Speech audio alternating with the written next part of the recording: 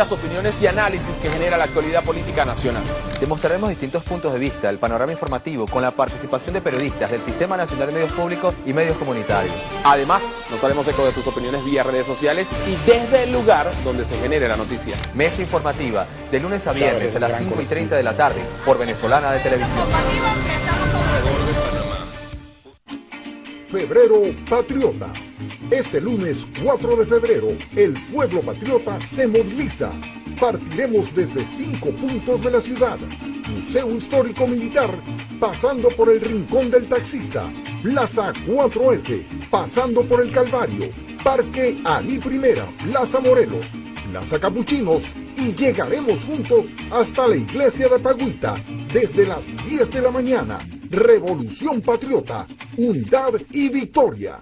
Puede ser que especulemos, pero...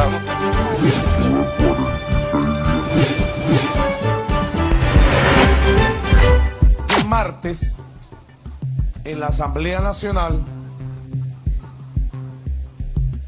los diputados patriotas que representan la honestidad del pueblo revolucionario van a consignar unas pruebas que demuestran la inmensa corrupción en el que se mueven importantes dirigentes de un partido de la derecha venezolana. Una pudrición que da asco. Un partido de la derecha venezolana, y estamos hablando porque el diputado Diosdado Cabello me mostró las pruebas. Las tiene en sus manos, verificables. Millones de bolívares. De un partido que se fundó en base a la corrupción también. Y me estoy refiriendo al partido Primero Justicia, de la ultraderecha venezolana, que se fundó con un cheque de PDVSA, de la vieja PDVSA, de la vieja y corrupta PDVSA.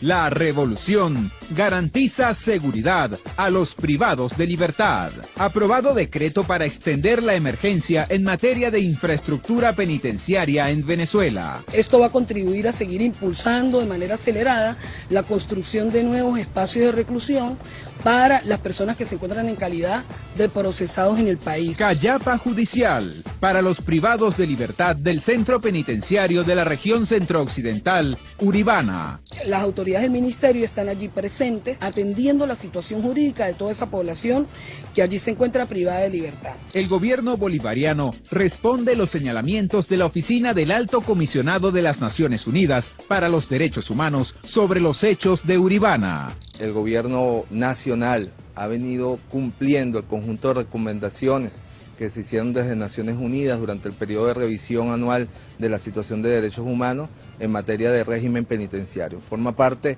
de una batalla compleja, de una batalla difícil, pero que está siendo confrontada todos los días por el gobierno nacional. 4 de febrero de 1992. Ayer, un por ahora. Hoy, un para siempre. Si algo a mí me llenó de indignación y lloré, fue aquella masacre del 27 de febrero de 1989. Y fue una de las cosas que me llevó a dejar hijos, casa, familia junto a mis compañeros y a irnos una noche a aventurarnos contra la incertidumbre en una medianoche oscura y tenebrosa y terrible, con un fusil y con una esperanza y con un sentimiento indescriptible. Ciertamente nuestras probabilidades de éxito eran bastante reducidas. Y sin embargo, no dudamos y atrás dejamos una vida. Compañeros, lamentablemente, por ahora, los objetivos que nos planteamos no fueron logrados en la ciudad capital. Es decir, nosotros acá en Caracas no logramos controlar el poder. Ustedes lo hicieron muy bien por allá, pero ya es tiempo de evitar más derramamiento de sangre, ya es tiempo de reflexionar y vendrán nuevas situaciones y el país tiene que enrumbarse definitivamente hacia un destino mejor.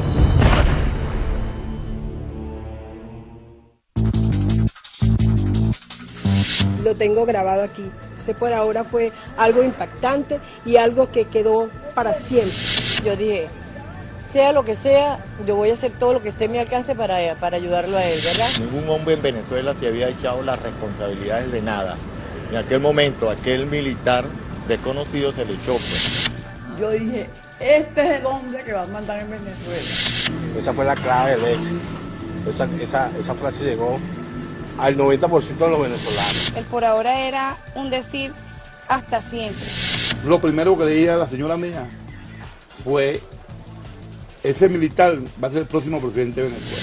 Todavía me escalofrío de pensarlo, lo que pasó ese día, que fue el único hombre que tuvo sus pantalones bien puestos para decir, ya está bueno. Mira, por ahora, eso es muy grande, eso valió la pena y seguirá valiendo la pena. Un día como hoy, regaron su sangre unos muchachos que salieron o que salimos cargados de amor y de patria, también de dolor, pero con una esperanza y una fe. Salimos a conseguirnos con el pueblo aquel día. Nos cansamos de todo aquello que habíamos vivido. Nosotros no somos golpistas, nosotros somos revolucionarios, un movimiento revolucionario, un movimiento patriótico. Golpistas son los que se unen a la oligarquía para atropellar a su propio pueblo. Los rebeldes del 92 tenemos bandera y tendremos bandera siempre. Los rebeldes del 92 somos patriotas que defendemos y defenderemos para siempre la patria, su soberanía, su independencia, su libertad. Un triunfo del cumplimiento de un sueño que estábamos soñando y que por fin se comenzó a cumplir ese día. Todavía sigue siendo el líder que yo más admiro después de Simón Bolívar. Lo admiro a él como persona, como revolucionario, como militar que fue y como defensor de esta patria. Él es un hombre muy bueno, Dios lo cuide. A raíz de ese 4 de febrero vino ese despertar de todo el venezolano con un amor hacia su patria y queriendo llevar a su patria a lo mejor, eliminar toda la pobreza y en un país que sea de calidad. Porque ese es el amor de nosotros, Chávez.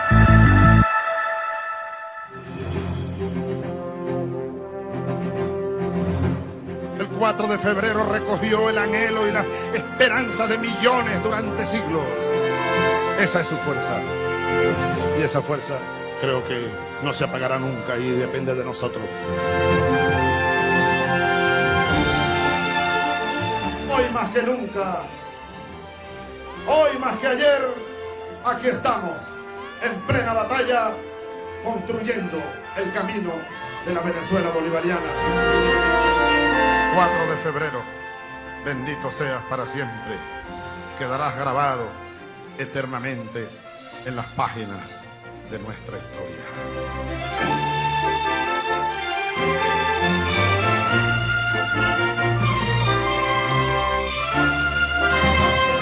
4 de febrero de 1992.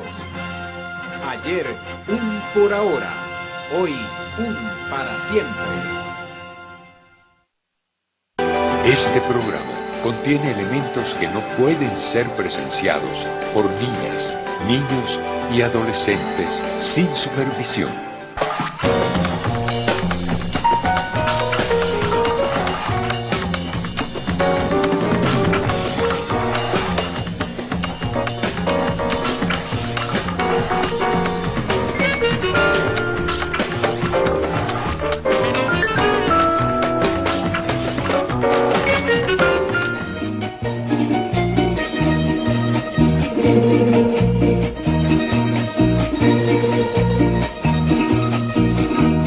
Si descansan las costillas mientras el palo va y viene, y que de cualquier astilla se puede sacar la cuña, vamos mi pueblo no cuña.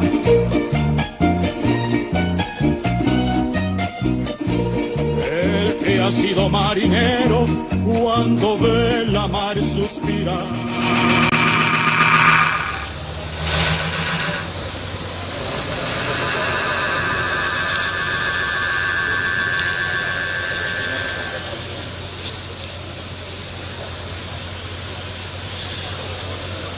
Hola, muy buenos días. Gracias por acompañarnos a esta hora en toda Venezuela. Estamos aquí en la parroquia 23 de enero, específicamente en la Plaza 4 de Febrero, erigida pues en memoria, en honor, en recordatorio de esa fecha histórica de la cual se cumplen hoy 21 años. Vinimos aquí a recordar los hechos, a cumplir eso que nos solicitaba el comandante Hugo Chávez antes de partir a La Habana, recordar cuánto ha costado todo esto que vivimos los venezolanos el día de hoy, y estamos excelentemente acompañados. Estamos aquí con la plana mayor del 4 de febrero, ya los voy a ir presentando.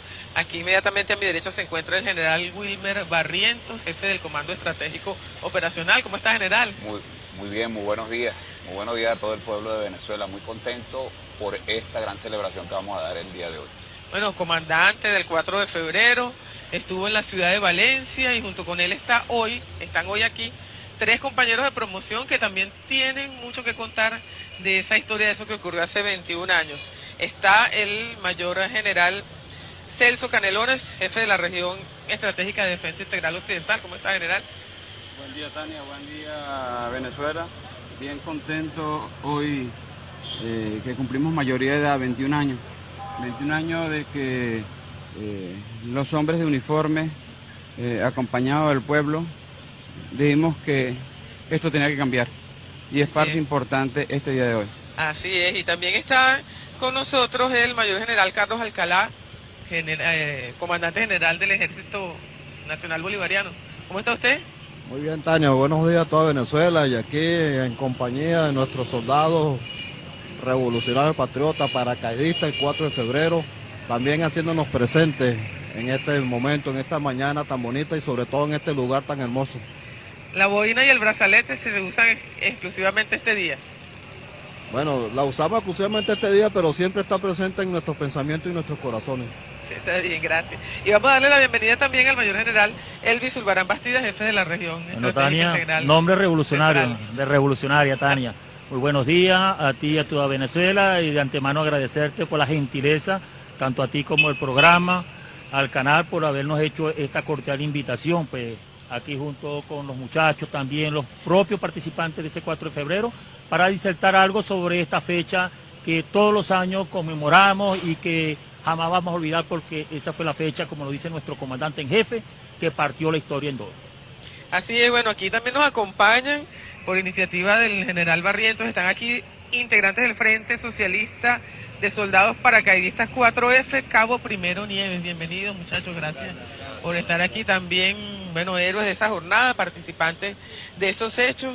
Bueno, lo decía yo, general, el presidente Chávez antes de irse dijo, hay que recordar cuánto nos ha costado y tenemos que ubicarnos para orientación de las nuevas generaciones en febrero del año 1992. ¿Qué estábamos viviendo nosotros en Venezuela? ¿Qué había ocurrido aquí desde el punto de vista político, social, educativo, de derechos humanos, para que esta joven generación de oficiales decidiera dar ese paso tan importante? Antes, si ya tenemos el video listo, vamos a ver parte de este documental, Cuando la brújula marcó el sur. Adelante. Inicialmente, el mismo año 89 en que se venía bajo el muro de Berlín y en donde supuestamente se vivían los felices años 80 del neoliberalismo y se proclamaba el fin de la historia y de las ideologías y toda la subsecuente cadena de derrumbe del campo socialista del siglo XX. Venezuela en ese mismo año 89 se levantaba en contra de la propuesta neoliberal a través del Caracazo. El muro de Berlín se derrumbó, llevándose consigo 40 años de dominio militar soviético. La caída del muro de Berlín 6 años antes había llevado a Gorbachov la cortina de hierro. Hoy los choferes de transporte colectivo, al conocer las tarifas del pasaje, no aplicaron el decreto del Ministerio de Transporte y Comunicaciones. Tal situación generó una serie de protestas en toda el área metropolitana y en algunas zonas del interior del país. Nosotros vivimos en el país más rico de América Latina y somos casi el pueblo más pobre. Nosotros vemos que 85% de la riqueza la acapara 15% de privilegiados, dejando 15% de riqueza para el 85%. Nosotros vemos que la mitad del ingreso público se gasta en intereses de una deuda que no contrajimos y mucho menos gastamos. Nosotros vemos preparar la venta de nuestra industria petrolera. Nosotros vemos entregar la soberanía del único país que tenemos. Nosotros hemos ido perdiendo los derechos al trabajo, a la salud, a la educación, a la seguridad social, a la administración de justicia. Nosotros somos convocados o masacrados cada vez que lo objetamos. Nosotros estamos cansados. La paralización del transporte colectivo en Caracas ha motivado que muchos trabajadores, estudiantes y ciudadanía en general haya tenido que regresar a sus hogares caminando. Caída la noche, ya la situación se encontraba prácticamente controlada gracias a la intervención de los organismos policiales. Amables televidentes, nuestra invitación es para mañana a la hora de costumbre, cuando estaremos nuevamente con ustedes en La Noticia.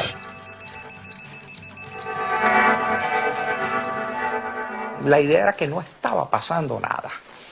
Esa idea se intentó mantener hasta el 27 de febrero con el Caracazo y de nuevo la idea era aquí no ha sucedido nada y vamos a olvidarnos de esto. Entonces, lo que uno podía decir es que el pueblo hizo su parte alzándose sin armas y que una fracción de ese pueblo que está en las Fuerzas Armadas, que tiene armas, sintió que era su deber también manifestarse, rebelarse contra el orden fondomonetarista, pero poniendo las armas de su parte en ese caso. Bueno, ahí está Cuando la brújula marcó el sur, documental de la Villa del Cine. Además tenemos que agradecerle a los muchachos y las muchachas de Ávila TV que están aquí con nosotros haciendo esta transmisión para el Sistema Nacional de Medios Públicos. ¿Qué ocurría en los cuarteles, general? Ahí vimos más o menos. Bueno, fíjate, lo que sucedía socialmente en el país no podía dejar de afectar a los cuarteles. Eso mismo que sucedía en el país se reflejaba en los cuarteles. En los cuarteles la moral de nuestra tropa estaba muy baja, la operatividad, los equipos casi que inservibles, los oficiales ya no nos ocupábamos del entrenamiento y esto creaba un malestar, un profundo malestar dentro de la oficialidad joven. Y hablábamos y comentábamos y así como estaba el país y como analizábamos nosotros dentro de los cuarteles, entonces comenzamos no solamente a analizar lo que pasaba dentro de los cuarteles, sino lo que estaba pasando en el país. Pero eso era fuera de, digamos, era extramuros, no lo podían hacer dentro de los cuarteles. Ese silencio del que habla Luis Brito se percibía también. No, pero es que tú ya escuchabas, que no, a lo mejor no era una conspiración, pero ya escuchabas en los pasillos de los cuarteles la incomodidad de la gente. Claro, y nosotros teníamos que hacerlo extramuros, en grupo, reunidos discutiendo y viendo una realidad, y más allá de la de los cuarteles, la del propio país. Un país que saquearon, un país que desmotivaron, un país que le robaron su moral. Ahora han pasado 10 años y la gente quiere que en 10 años levantemos la moral de un país que dejaron destruida por la falta de ética, por la falta de moral, por la falta de principios. Creo que nosotros tenemos que seguir recordando el 4 de febrero, sobre todo para esta juventud que no vivió esos momentos. Fíjate lo inmoral de la cuestión. Medios de comunicación que ayer hablaban de esas situaciones críticas que vivía el país, y hoy que el país se enrumba hacia unos derroteros diferentes, entonces quieren seguir mostrando como que si estuviera pasando lo mismo y no estuviera pasando nada bueno en el país.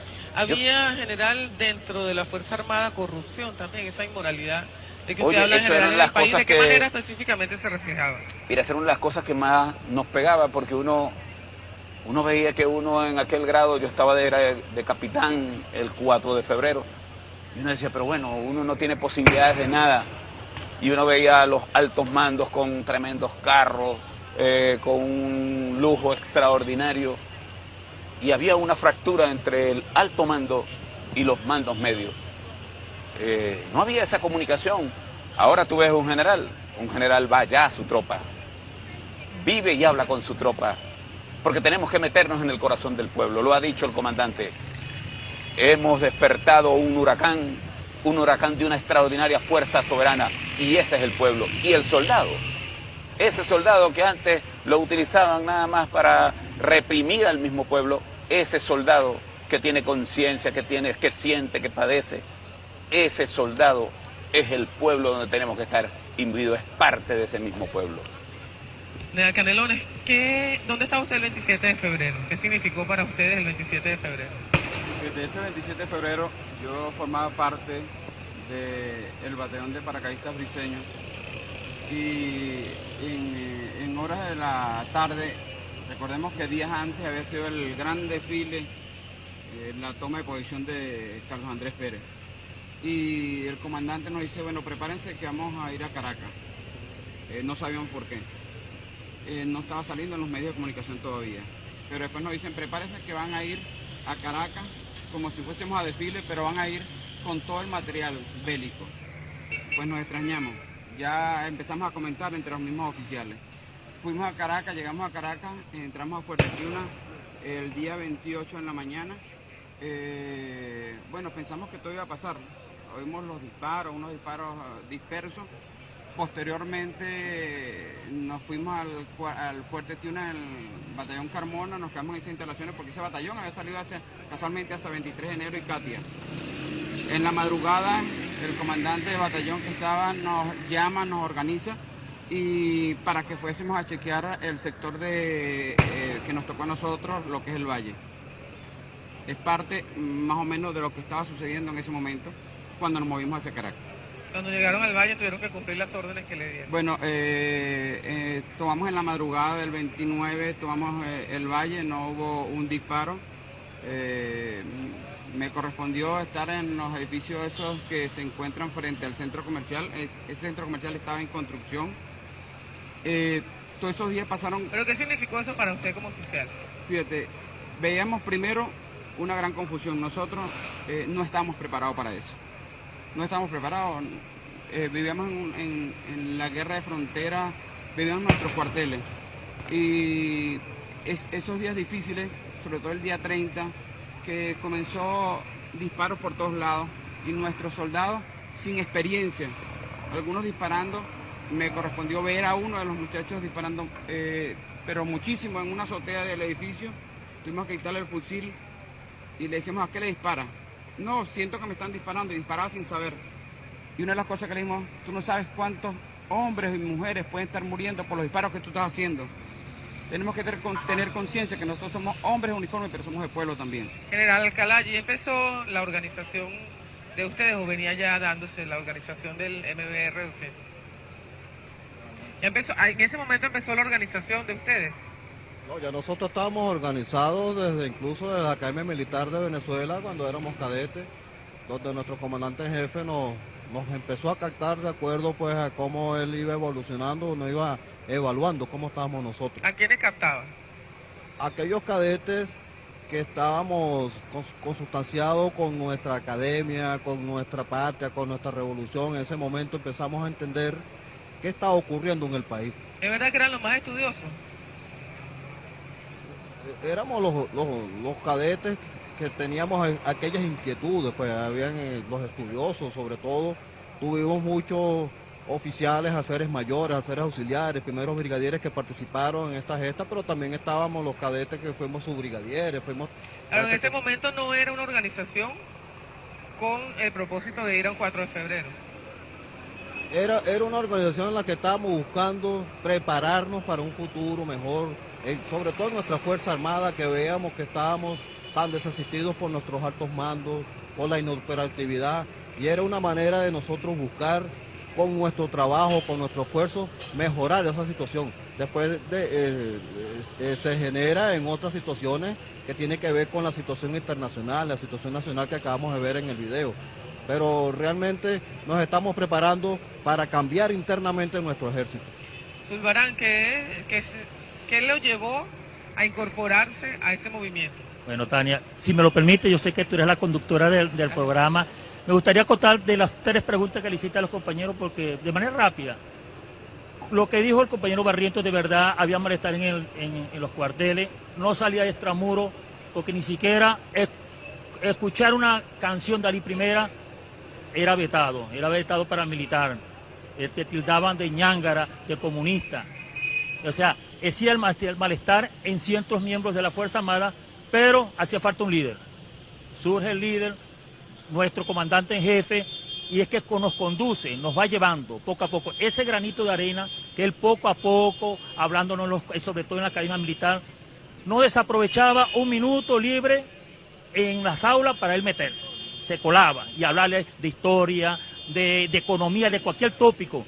Causaba admiración, lo que hablase causaba admiración en nosotros los cadetes. Surge el 27 de febrero, le hiciste la pregunta aquí al compañero, hubo confusión como lo dijo, pero estaba latente, estábamos nosotros algunos de curso integral, comandante Arias Cárdenas haciendo curso de Estado Mayor, mi comandante Chávez se encontraba en Seconacede.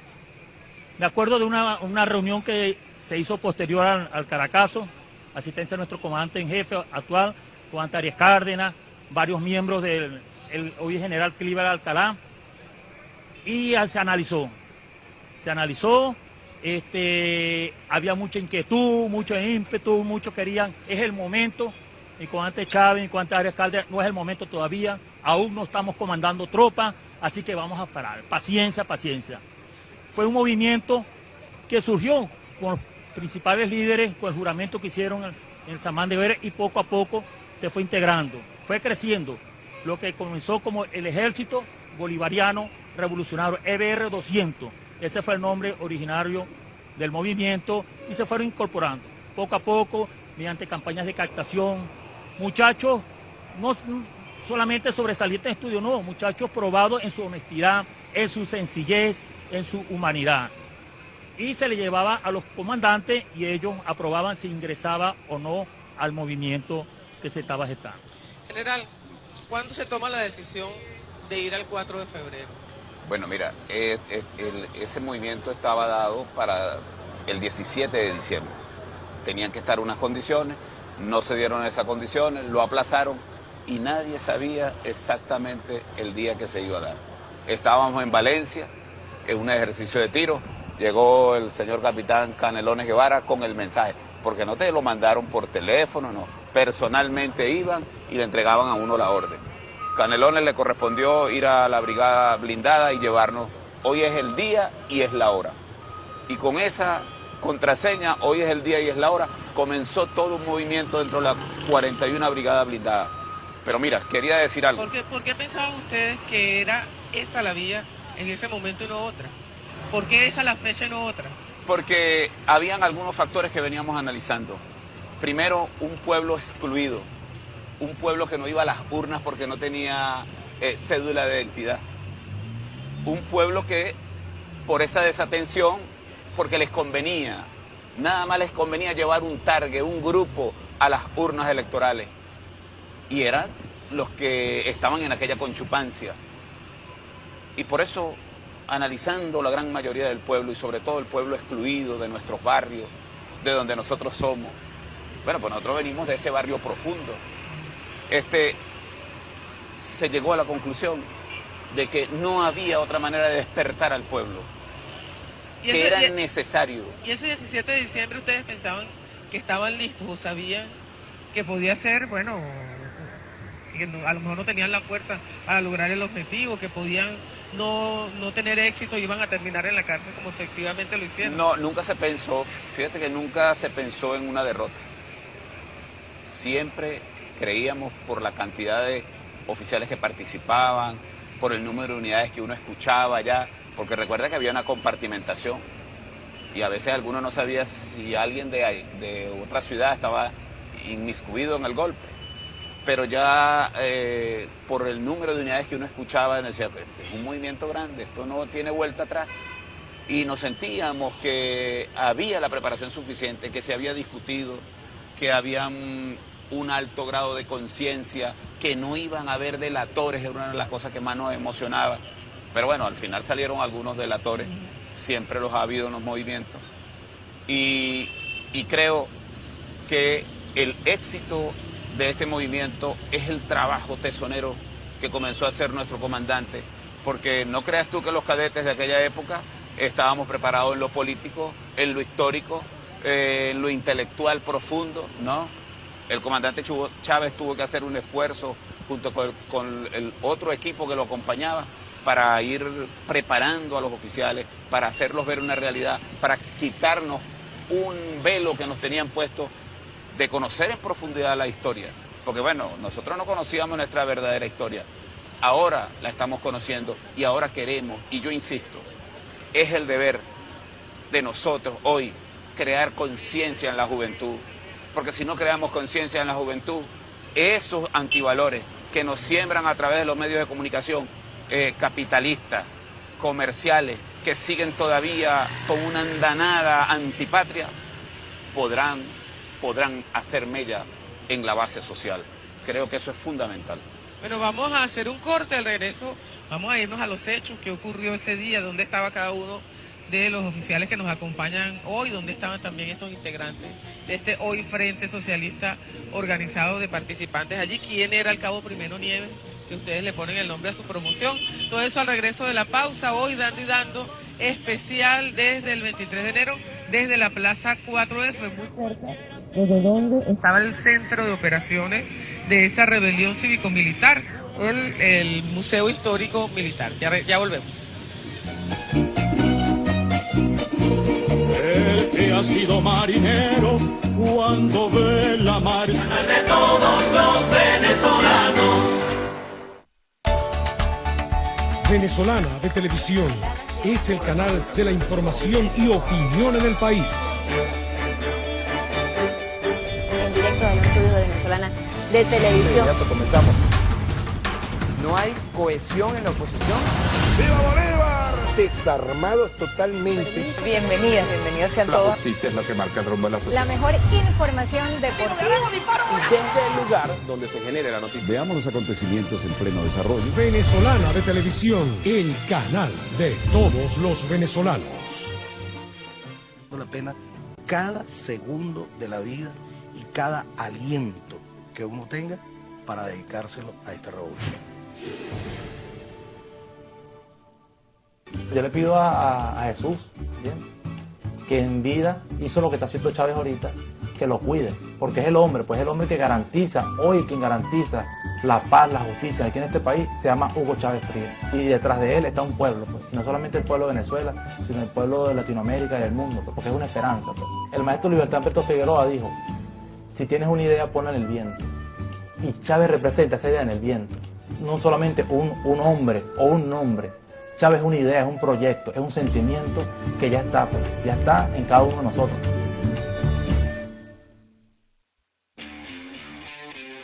Cada mañana, cada vez que comienza tu día, sabes que estamos cerca de ti. Sabes que hay un Telecom de Banco Bicentenario allí en tu comunidad. Sabes que somos un banco revolucionario y que estamos a tu lado, haciendo de la inclusión una realidad. Telecom de Banco Bicentenario está muy cerca de ti. Banco Bicentenario, en marcha. Hay decisiones que definen tu futuro. Aceptar el reto de ingresar a la Fuerza Armada Nacional Bolivariana te abre un camino lleno de oportunidades y te permite contribuir con la seguridad y defensa de la nación. Disciplina. Formación moral.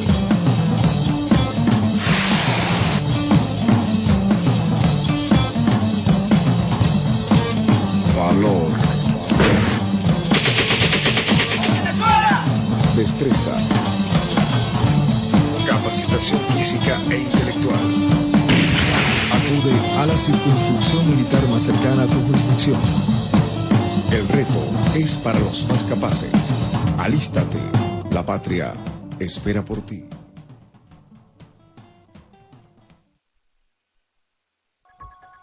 La traición del puntofijismo nos sumió en hambre y miseria. Cada vez que el pueblo se alzó, fue masacrado. Pero un puñado de soldados patriotas, liderados por el comandante Chávez, encendió una llamarada en nuestros corazones y sembró la esperanza de tener patria. Hoy, el pueblo celebra la gesta del 4 de febrero, con la unidad cívico-militar fortalecida y con la certeza de ir por el camino que conduce a la verdadera independencia y al logro de la máxima suma de felicidad posible. ¡Viva la patria! ¡Viva Venezuela! ¡Viva el socialismo! Unidos con Chávez por la patria, el pueblo continúa la revolución. Partido Socialista Unido de Venezuela. Febrero Patriota. Este lunes 4 de febrero, el pueblo patriota se moviliza. Partiremos desde 5 puntos de la ciudad. Museo Histórico Militar, pasando por el Rincón del Taxista, Plaza 4F, pasando por el Calvario, Parque Alí Primera, Plaza Morelos, Plaza Capuchinos, y llegaremos juntos hasta la iglesia de Pagüita desde las 10 de la mañana. Revolución Patriota, unidad y victoria. El canal de todos los venezolanos.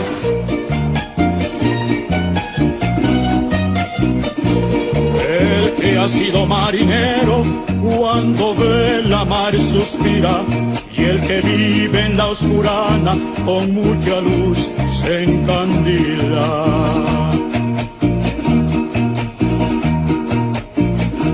Abre brecha con... Bien, seguimos aquí desde la Plaza 4F, hoy a 21 años de aquellos sucesos que, como bien dicen nuestros invitados, partieron la historia de Venezuela en dos, pero también la historia de Latinoamérica. Esa decisión que aquellos jóvenes oficiales tomaron ese 4 de febrero, todos los sucesos que vamos a recordar en este segmento, qué fue lo que pasó ese día, pues transformaron el rumbo del país. Después de allí, bueno, el régimen punto fijista cayó definitivamente, se dio paso a esta revolución que está hoy en marcha, y además se abrieron caminos a otras muchas naciones, a otras varias naciones de Latinoamérica que vieron en Venezuela un rumbo distinto. Se estaba revelando, bien, siempre lo dice el presidente Hugo Chávez, fue el primer país que se rebeló contra el neoliberalismo. Bueno, vamos a ver otra parte de este documental, cuando la brújula marcó el sur, la decisión, el por ahora del comandante Chávez. Vamos a recordar un poquito los hechos. 92, Hugo Chávez y el movimiento revolucionario bolivariano insurge, inspirado fundamentalmente en esa tradición nacionalista emancipatoria y también en los deseos de rebelarnos a las pretensiones de desmantelar el Estado Nacional a través de la receta neoliberal que se quería aplicar.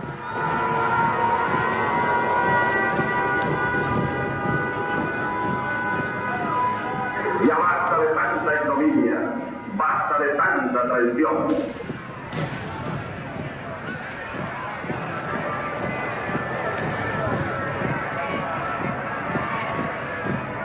Los hombres y mujeres conscientes, comprometidos con el futuro del país, hemos salido ahora mismo a combatir en las calles y caminos de Venezuela para recuperar con nuestros propios brazos el honor mancillado de la patria, para comenzar a construir un sistema de gobierno que nos proporcione la mayor suma de felicidad posible, la mayor suma de seguridad social, la mayor suma de estabilidad política, como lo decía nuestro máximo líder, el general Simón Bolívar, el libertador.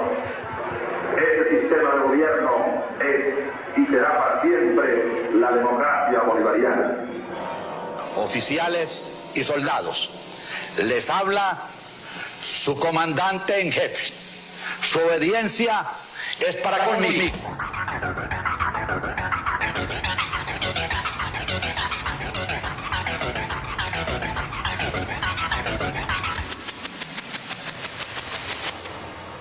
Compañeros, lamentablemente, por ahora, los objetivos que nos planteamos no fueron logrados en la ciudad capital. Es decir, nosotros acá en Caracas no logramos controlar el poder. Ustedes lo hicieron muy bien por allá, pero ya es tiempo de evitar más derramamiento de sangre, ya es tiempo de reflexionar y vendrán nuevas situaciones y el país tiene que enrumbarse definitivamente hacia un destino mejor.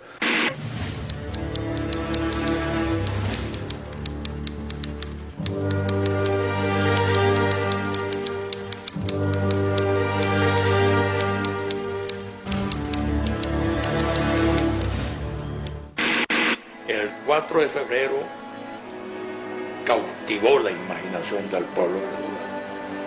Es decir, el pueblo venezolano comenzó un proceso de viraje de su pensamiento y encontró el líder que faltaba para darle solución a la gran crisis histórica que estaba planteando. Doctor Ángel, muy buenos días a todo el noble pueblo venezolano, esos millones de compatriotas que todas las mañanas de los domingos están atentos a este excelente programa. Finalmente, el comandante Hugo Chávez está en libertad, ya está en la calle. Yo sé que todos los venezolanos tienen un gran interés por escuchar la palabra del comandante Chávez. Hugo Chávez Frías, ¿mito o realidad?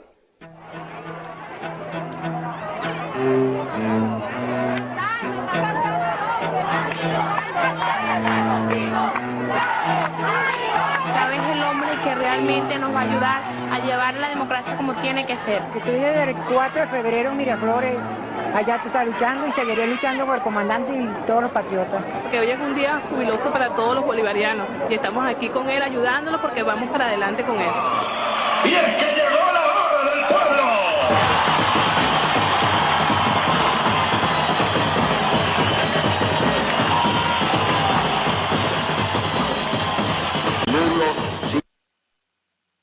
Bueno, cuando la brújula marcó el sur, les recomiendo que lo busquen y lo vean.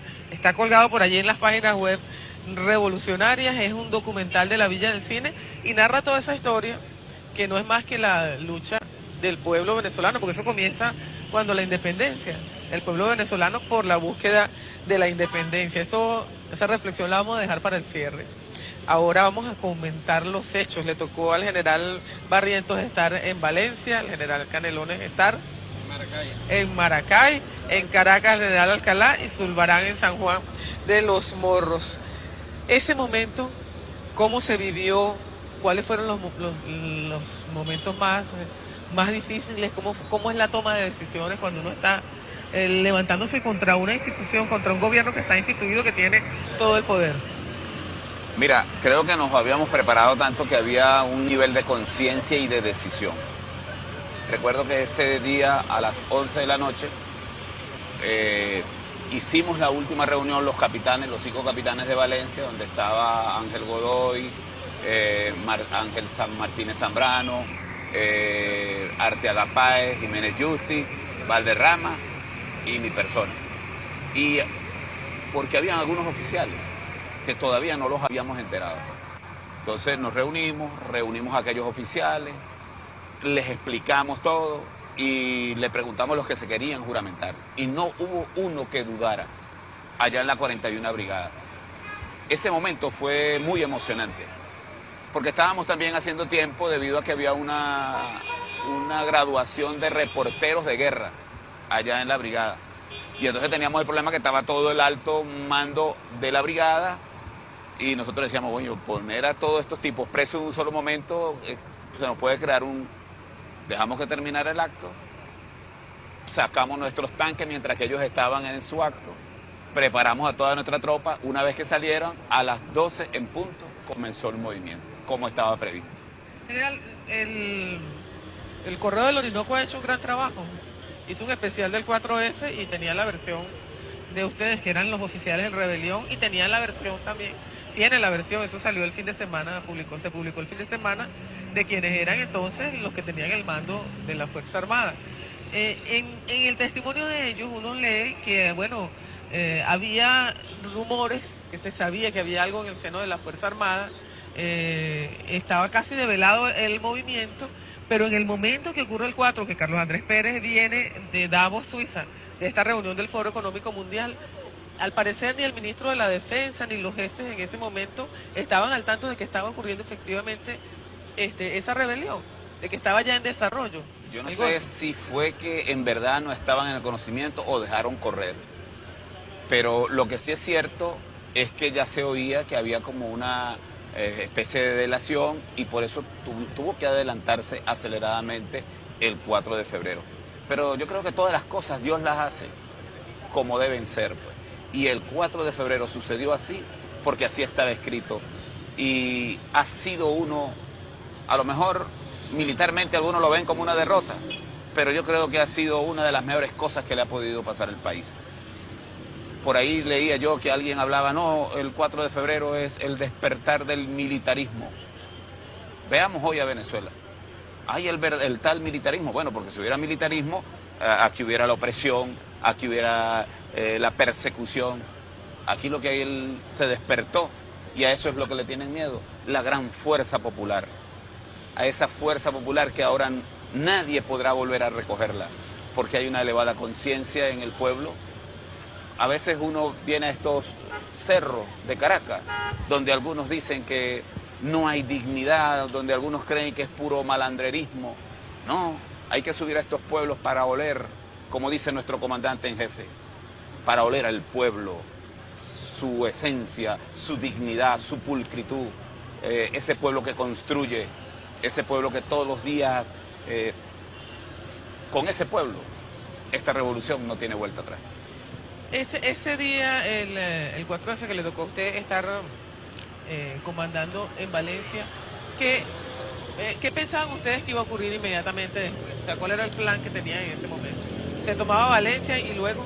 Bueno, lo que hasta donde nosotros conocíamos, se tomaba Valencia y con Valencia, que era una guarnición importante, se apoyaba la acción que estaba sucediendo en los otros estados y en la capital.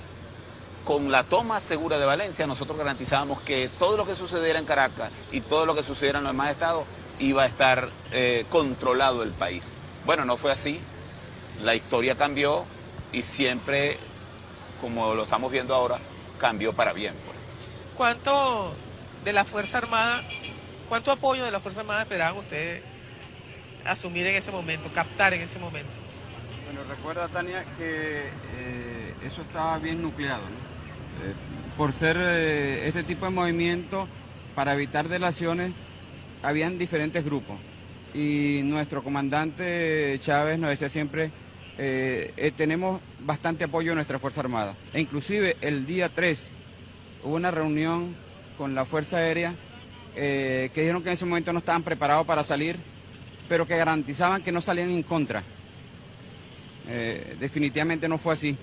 No fue así porque el día 4, cerca de las 9 de la mañana, casualmente aquí, en este museo histórico donde estaba el puesto de comando de nuestro comandante, a las 9 de la mañana, después que llaman al comandante a través de un teléfono del coronel que se encontraba en ese museo, le dicen que tiene que rendirse, el comandante dice que tiene que pensarlo. Una vez que tiene que pensarlo, comienzan a pasar los F-16 muy rasantes. Y en ese momento el comandante llama a reunión a todos los oficiales, que es un grupo grande de oficiales acá, hablar del caso, a ver, porque la presión era muy grande y no solamente pensaba por nosotros, pero nosotros fuimos ahí y si tenemos que dar la vida, damos la vida, Tania.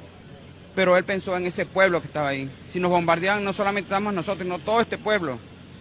Y sabemos el corazón grande que tiene nuestro comandante. ¿Le correspondió a usted estar al lado del comandante Chávez? En esa operación tomé el Canal 2, que estaba, casualmente salimos de Maracay y venía la columna en marcha, el capitán Campos Aponte, actualmente mayor general. Llevaban ustedes un mensaje, ¿no? El mensaje grabado. Cuando yo fui al canal, iba a esperar que me llegara un video. El canal se tomó sin ningún problema, el comandante de ahí, después de tomar el canal, se vino a su puesto de comando. No llegó nunca el video, sabemos las intervenciones que pueden hacer telefónicamente en nuestra Fuerza Armada, pues hicieron todas las intervenciones y no permitieron que la operación se llevara como tal en el medio de comunicación. Bueno, él quiere Quería acotar algo, ¿no? Tú hablaste, le preguntaste sobre qué tan grande estaba el movimiento, el apoyo de las unidades. Hay que recordar que son cosas que poco se dicen, mi comandante tampoco lo ha dicho, muy humilde como es él. El movimiento está organizado en comandos de área revolucionaria. Mi comandante en aquel tiempo, eso desde tiempos de capitán, organizó el mapa venezolano en comandos de área revolucionaria, donde estaba un líder más caracterizado y él agrupaba, reunía a los integrantes de cada... No necesariamente tenían que conocerse todos para evitar lo que dijeron aquí los compañeros. Hubo la delación, a la final sí hubo la delación. Un compañero, pues no es necesario ni vale la pena estar nombrándolo aquí, hubo la delación y por eso se adelantó también el movimiento, la fecha de la rebelión militar. Pero sí habían varias unidades a nivel de toda Venezuela, estaban la Plaza Fuerte, esta era una plaza fuerte, la de Valencia, tomando Valencia, como dijo el compañero, bueno, se garantizaba que el resto de las unidades que salían desde San Juan de los Morros, de Maracay, hacia acá la capital, pudieran garantizar pues la toma del poder, que era el objetivo principal pues, que se había trazado nuestro comandante en jefe, Hugo Rafael Chávez Frías. Bueno, a darle la palabra al general Alcalá, porque él estaba en Caracas, ¿verdad? Bueno, inicialmente íbamos a partir de Caracas, pero producto de esta delación de un oficial de planta de la Academia Militar de Venezuela, el comando de la aviación, nosotros íbamos a intervenir, el teniente Chacón Robe y yo, en el apoyo aéreo cercano de la operación, con 2 helicópteros inicialmente. Pero producto de esta delación, el comando de la aviación adelanta las aeronaves hacia San Carlos, donde tenían un ejercicio previsto. Motivado a esto, tenemos que reajustarnos en el plan que estaba inicialmente previsto y nos trasladamos hacia San Carlos de Cojedes, pero no antes sin pasar por el comando del batallón de paracaidistas que en ese momento comandaba nuestro comandante Hugo Chávez, para solicitar unos refuerzos de un pelotón de paracaidistas para ir a tomar la base aérea en ese momento, o el aeropuerto de San Carlos. Iniciamos ese movimiento, recuerdo que nos acompañó el hoy general Rodríguez Rabán, también el teniente Peralta, que se fue de baja también temprano, y tomamos el aeropuerto. Y tomamos la decisión, el teniente Chacón y yo en ese momento, de venirnos en un solo helicóptero, porque era un riesgo muy grande venirnos en 2 helicópteros, 1 y 1. Desafortunadamente, pues el helicóptero, producto de esa delación, ellos tomaron unas medidas de seguridad y no abastecieron las aeronaves como normalmente se abastecen. Y producto de la rapidez de la operación, que teníamos que estar en Caracas en el tiempo perentorio, nos vinimos sin casi combustible. Mire, general Barrientos, hubo 3 intervenciones de Carlos Andrés Pérez esa madrugada, ¿no? Una primero muy desencajada, donde no estaba... Se ve que fue cuando él logró llegar a Venevisión, que desde allí hizo la transmisión al país. Luego otra, ya con la banda presidencial, con la bandera. Y en la tercera, él denuncia que el objetivo de la rebelión era asesinar al presidente de la República. ¿Cuál era el plan que ustedes se habían trazado en ese momento? O sea, tomar el poder, ¿para qué? ¿Cuál era el plan en lo inmediato? ¿Cuál era el plan a mediano plazo? El plan político y militar, que era lo que se iba a hacer, que iban a hacer ustedes con el alto mando, con las instituciones que en ese momento gobernaban. Me lo va a responder después que veamos este video de archivo. George Bush, presidente de los Estados Unidos, condenaba el golpe de Estado en Venezuela y estas eran sus palabras. Apoya la democracia en Venezuela y en todas partes del hemisferio.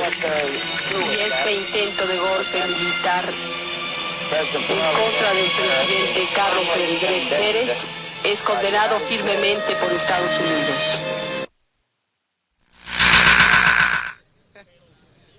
¿Cuál es el objetivo?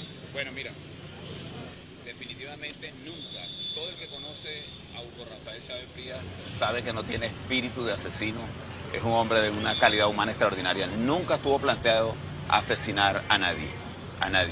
Sí estuvo planteado que una vez que se tomara el poder iba a someterse a juicio a todos aquellos que habían vendido la soberanía del país, a todos aquellos que habían traicionado al pueblo, a todos aquellos que habían mancillado su moral y a todos aquellos que habían reducido este país a la pobreza. Yo creo que si nosotros revisáramos los documentos históricos, sobre todo los que tenía escrito el comandante y los que escribió después del 4 de febrero, ahí claramente se veían todas las líneas de actuación si se llegase al poder. Y esas son las que se están desarrollando hoy en día. Una preocupación fundamentalmente por el pueblo más desposeído. Yo me siento orgulloso de estar aquí hoy con estos 4 compañeros de la promoción que nos agrupamos en aquel movimiento al que nos ha guiado nuestro comandante en jefe, que lo ha hecho con sabiduría, porque aquí hay una hermandad que hoy todavía se sigue cohesionando, que se sigue profundizando porque estamos convencidos que ese esfuerzo del 4 de febrero es para construir una patria que está, y ahora que estamos aquí no podemos fracasar. ¿Qué fue lo que predominó para tomar la decisión de la rendición? El hecho, bueno, de que el presidente Pérez se había ido al canal de televisión, el hecho de la delación, ¿qué fue lo que predominó para tomar esa decisión? Yo creo que ahí nosotros allá en Valencia no teníamos mayor conocimiento. Nosotros nos dejaron incomunicados. Pero yo creo que alguno de los compañeros nos puede ampliar. Lo que sí estamos seguros es que cuando comenzaron la negociación en Valencia y nuestro comandante, después que habló por televisión, todavía no nos queríamos entregar. Y entonces él nos decía, bueno, ya es tiempo y hay esta negociación. Creo que los objetivos que él visualizaba del futuro eran muy claros. Mira, antes de irnos al corte, vamos a darle la palabra a este colectivo que se ha organizado a propósito del 4 de febrero. A ver si le podemos pasar el micrófono aquí al cabo primero Luis de Pablo, él es el coordinador nacional. Voy a leerlo porque es largo. Frente Socialista, Soldado Paracaidista 4F, cabo primero Nieves. ¿Quién era el cabo primero Nieves? Bueno, ante todo, Tania, vamos a dar las gracias a Dios por estar aquí una vez más. También a este alto mando militar que estuvo con nosotros en aquel tiempo, a nuestro comandante y líder Hugo Rafael Chávez Frías. El cabo primero Nieves era uno de los conductores del comandante Chávez, ¿verdad? Lamentablemente ese día falleció por circunstancias que ya todos conocemos.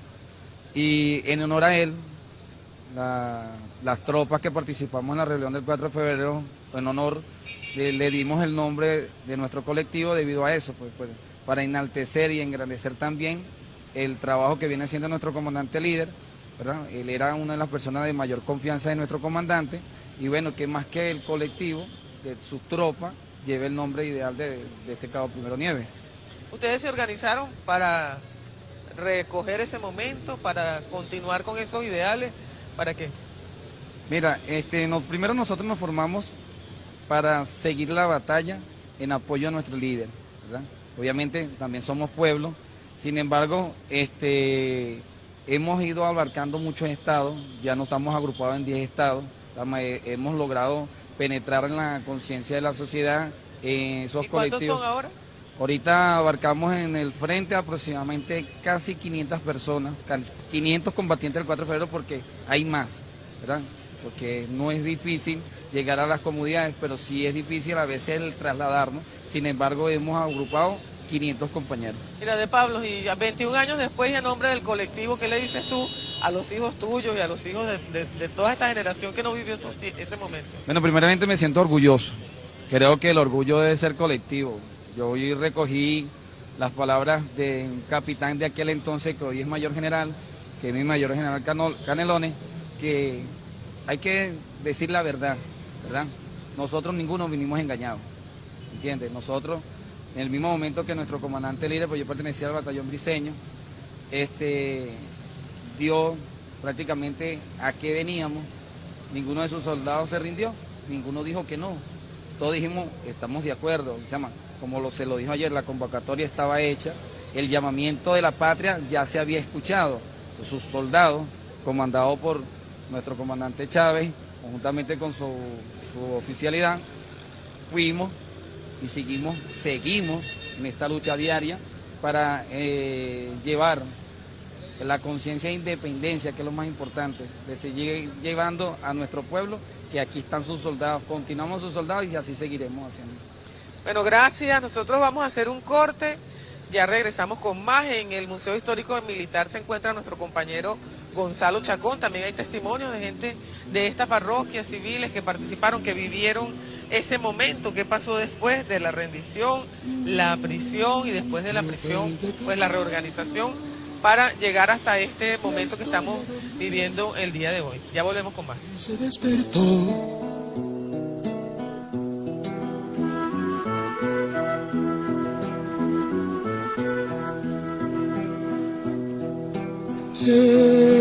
Estirando los brazos de todos los venezolanos.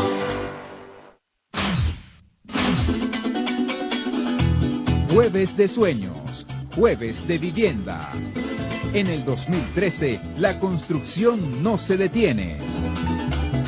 3.399 viviendas se entregaron esta semana en 4 entidades del país: Aragua, Barinas, Nueva Esparta y el Distrito Capital. En el complejo habitacional Villa Zoita 2, Estado Nueva Esparta, fueron adjudicadas 216 dignas viviendas. En nombre del comandante Hugo Chávez, tenemos la inmensa felicidad de entregar la llave de tu casa, la casa de tu familia. Me siento muy orgullosa, gracias a nuestro comandante presidente, que le pido todos los días a mi Dios que nos lo traiga sano y nos lo regrese lo más pronto posible a nuestro país. El presidente Chávez se mantiene al mando de la República y estos 6 años vamos a cumplir la meta de que nuestros compatriotas tengan vivienda. Eso está jurado, eso está escrito y eso se va a cumplir, tú vas a ver. Amén.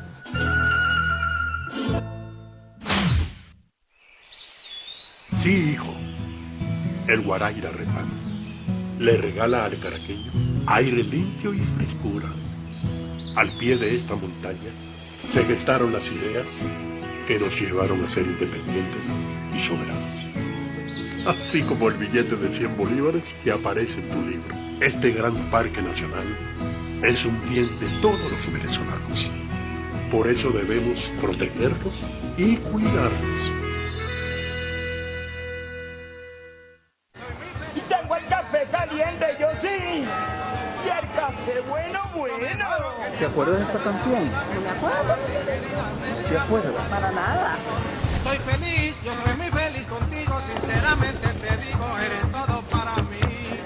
Lo mejor que me ha pasado en la vida es estar así querida, feliz a punta de amor. Ahora sí me acordé.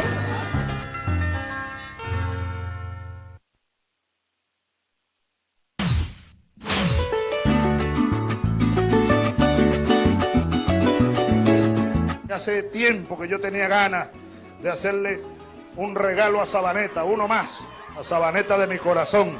Y aquí en este terreno que para mí es sagrado, vamos a hacer un bonito preescolar, bien bonito, Mamá Rosa.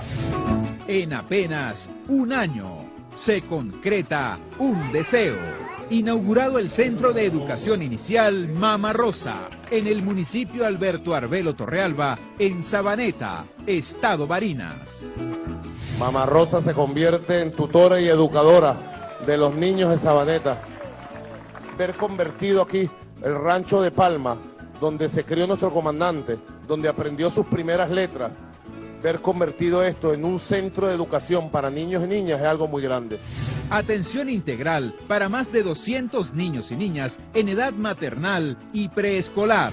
Esta es una institución que tiene 3 niveles, muy cómoda, cumple todas las especificaciones del Ministerio de Educación para lo que debe ser la educación inicial bolivariana. Chávez, te queremos, gracias. Eso, Chávez, te queremos, Chávez, te queremos. Nos da una gran alegría constatar que va creciendo, consolidándose el sistema público de educación de nuestro pueblo. La obra de nuestro comandante, bueno, se sigue expandiendo por todos lados, la obra educativa, la obra humana. El canal de todos los venezolanos. Soñaba con aves, también despertó y miró un rocío rojo. Flores de sangre son, aves de guerra son, tal y como está el mundo de hoy. Bueno, estamos aquí con 4 mayores generales hoy, todos tienen cargos estratégicos dentro de la Fuerza Armada Nacional Bolivariana en la defensa de la patria. También estamos con este colectivo organizado, este Frente Socialista de Paracaidistas del 4F, y nos vamos a ir ahora al Museo Histórico Militar.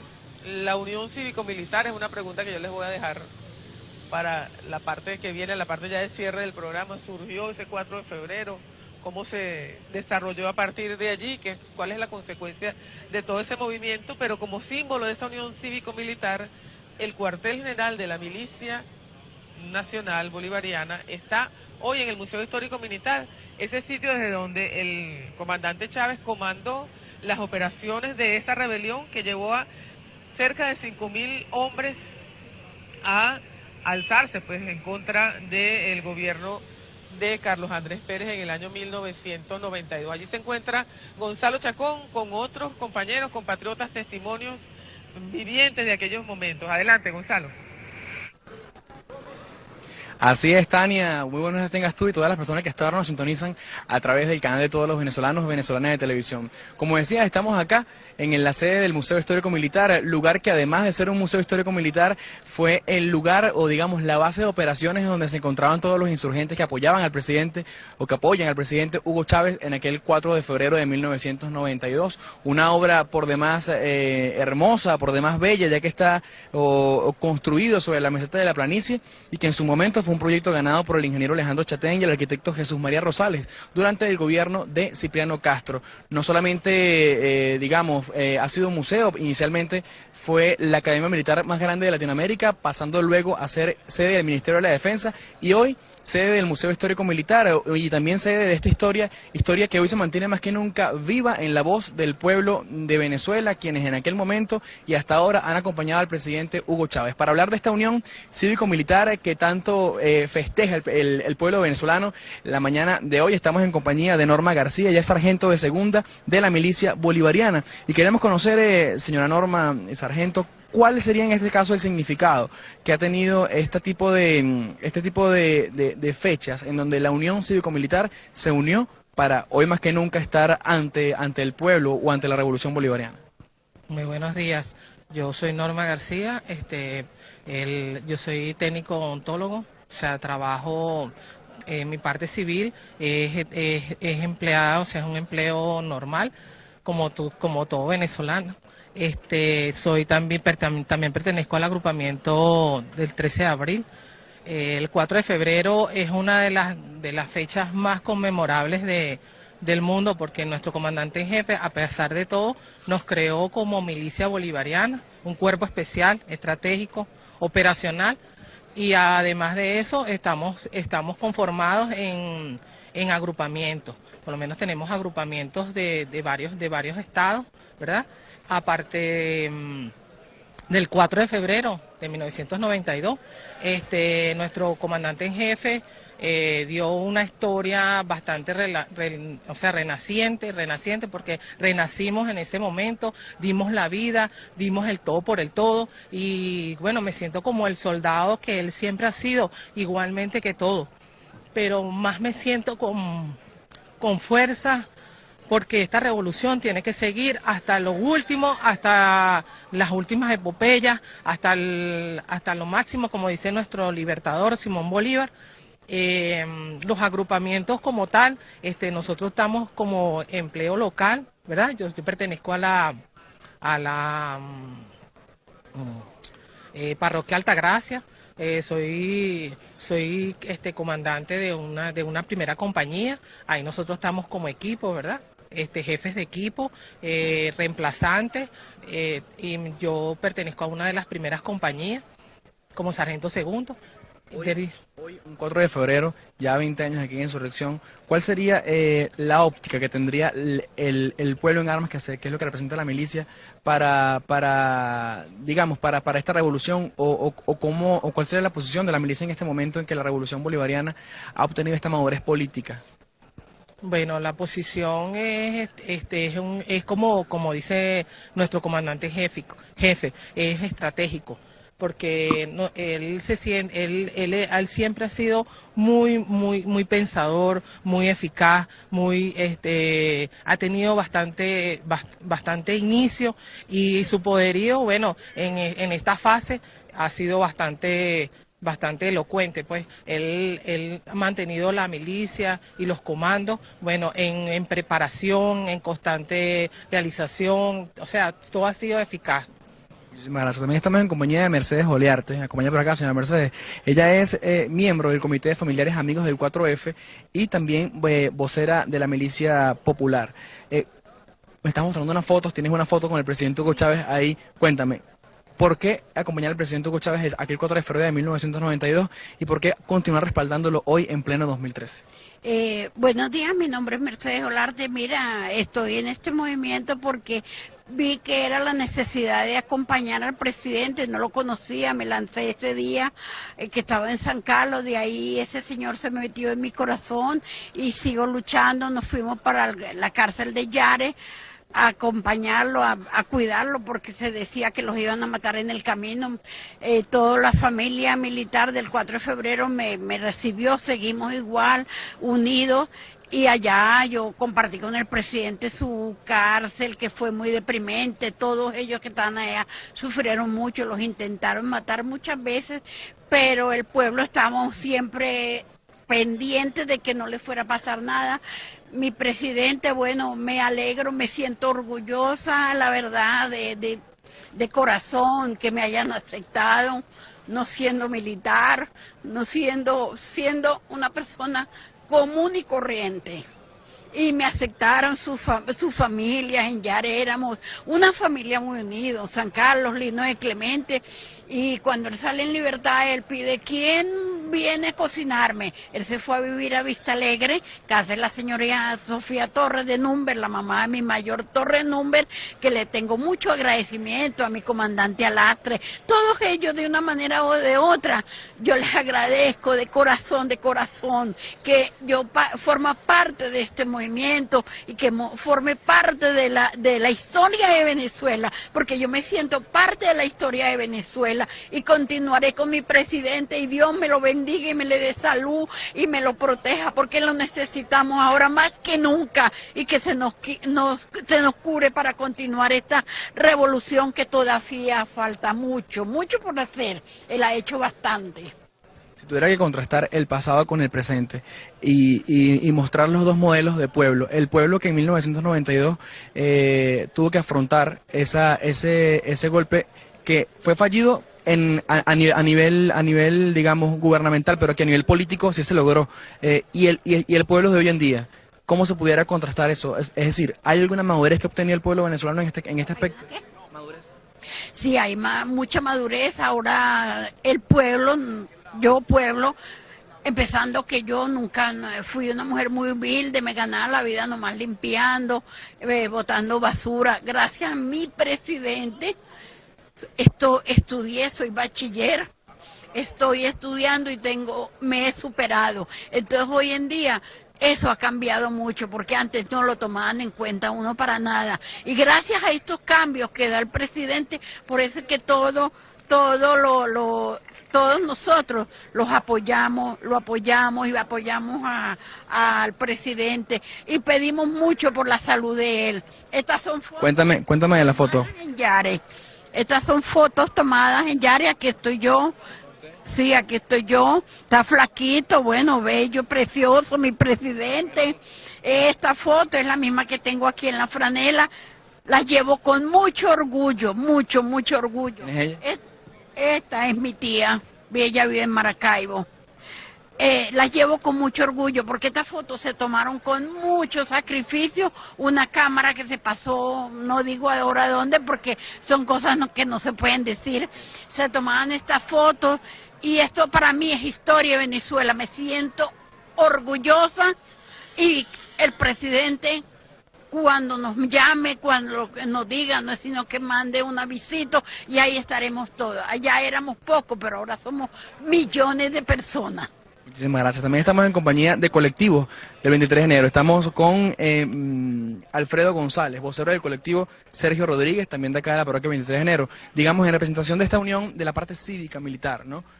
¿Cómo es que el pueblo, de este pueblo, acompaña al presidente Hugo Chávez en pleno 2013, y que casualmente es el mismo pueblo que en aquel momento, en 1992, se va a las calles a defender ese golpe militar? Bueno, primero que nada, muy buenos días a toda la parroquia, al pueblo de Venezuela. Un saludo muy especial al comandante Chávez. Yo creo que hace 21 años precisamente el pueblo salió a las calles. A partir del Caracazo, el 4 de febrero se concretó pues lo que fue el derrocamiento del pacto de Punto Fijo, y eso generó pues que el pueblo creara una conciencia social, una conciencia con convicción y con esos principios, y que hoy sigamos en la calle pues creyendo, fortaleciendo y profundizando lo que es el camino de la revolución bolivariana. Finalmente, un llamado que quieras hacer a las personas para que hoy marchen en esta fecha tan memorable y celebrable. Bueno, un llamado a todo el pueblo de Venezuela a concentrarse en cualquier espacio aquí en Caracas, que salga el pueblo, porque el pueblo realmente es parte, digamos, de este proceso, y es fundamental que el pueblo esté en la calle para seguir fortaleciendo los programas sociales, para seguir fortaleciendo la revolución, junto a nuestro comandante, al líder, que en aquella mañana dijo por ahora. Bueno, yo creo que este pueblo está convencido y que por ahora seguiremos transitando el camino de la revolución, de la igualdad social y de la justicia social. Muchísimas gracias, bueno, Tania. Ya escuchas entonces las voces del pueblo venezolano, de la reserva y la milicia bolivariana, quienes están acá ya concentrándose en diferentes puntos del Museo Histórico Militar para este evento que se va a realizar más tarde, que contará con la presencia del vicepresidente Nicolás Maduro. Se van a develar 2 cuadros que serán en honor al presidente Hugo Chávez. Todo esto mucho más tarde, y por lo pronto vuelvo contigo nuevamente allá al set principal. Adelante. Bueno, gracias, Gonzalo. Mira, importantísimo el testimonio de esas personas que acompañan a Gonzalo Chacón allá en el cuartel general de la milicia. Le enviamos, por cierto, un saludo a la milicia, a su comandante y a todos sus integrantes el día de hoy, porque hablan de 2 cosas que vienen muy en sintonía con lo que estamos conversando. Uno, ese acompañamiento que el pueblo le hizo a los oficiales en rebelión desde el primer momento. Y quisiera que nos lo contara el general Canelones. Y lo otro que mencionó es el colectivo Sergio Rodríguez, del que vamos a hablar. Por cierto, hay una pancarta aquí muy cerca, porque en esos años 90, Sergio Rodríguez fue uno de los estudiantes asesinados cuando allanaban las universidades a cada rato, cuando se reprimía a los estudiantes universitarios, a los estudiantes de educación media, a disparos, a tiros, a plomo. Muertes, persecuciones, asesinatos, eso era la historia sobre la cual o por la cual se alzaron estos jóvenes oficiales. Canelones. Tania, fíjate, quiero recordar algo puntual.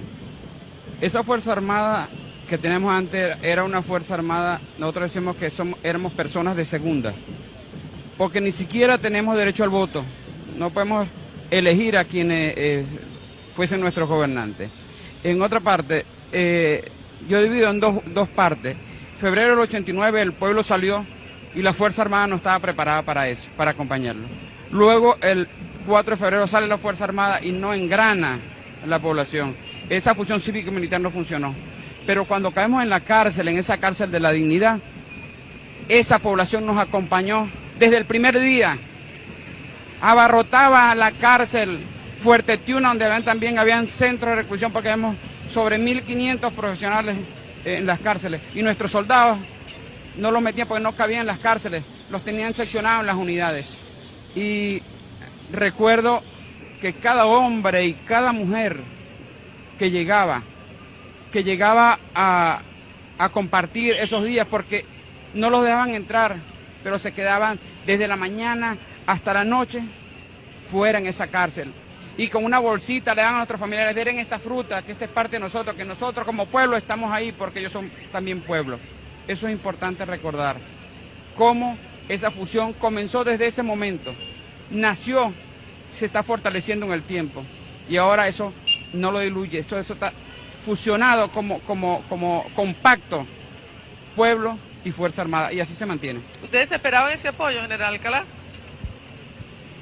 Realmente sí esperábamos ese apoyo, porque sabemos que contamos con un pueblo que estaba oprimido, y ese es un pueblo que necesitaba esa luz que nos dio el comandante Hugo Chávez. Y también nosotros percibíamos ya desde la cárcel de la dignidad, desde esos muros, que teníamos ese apoyo profundo en el pueblo.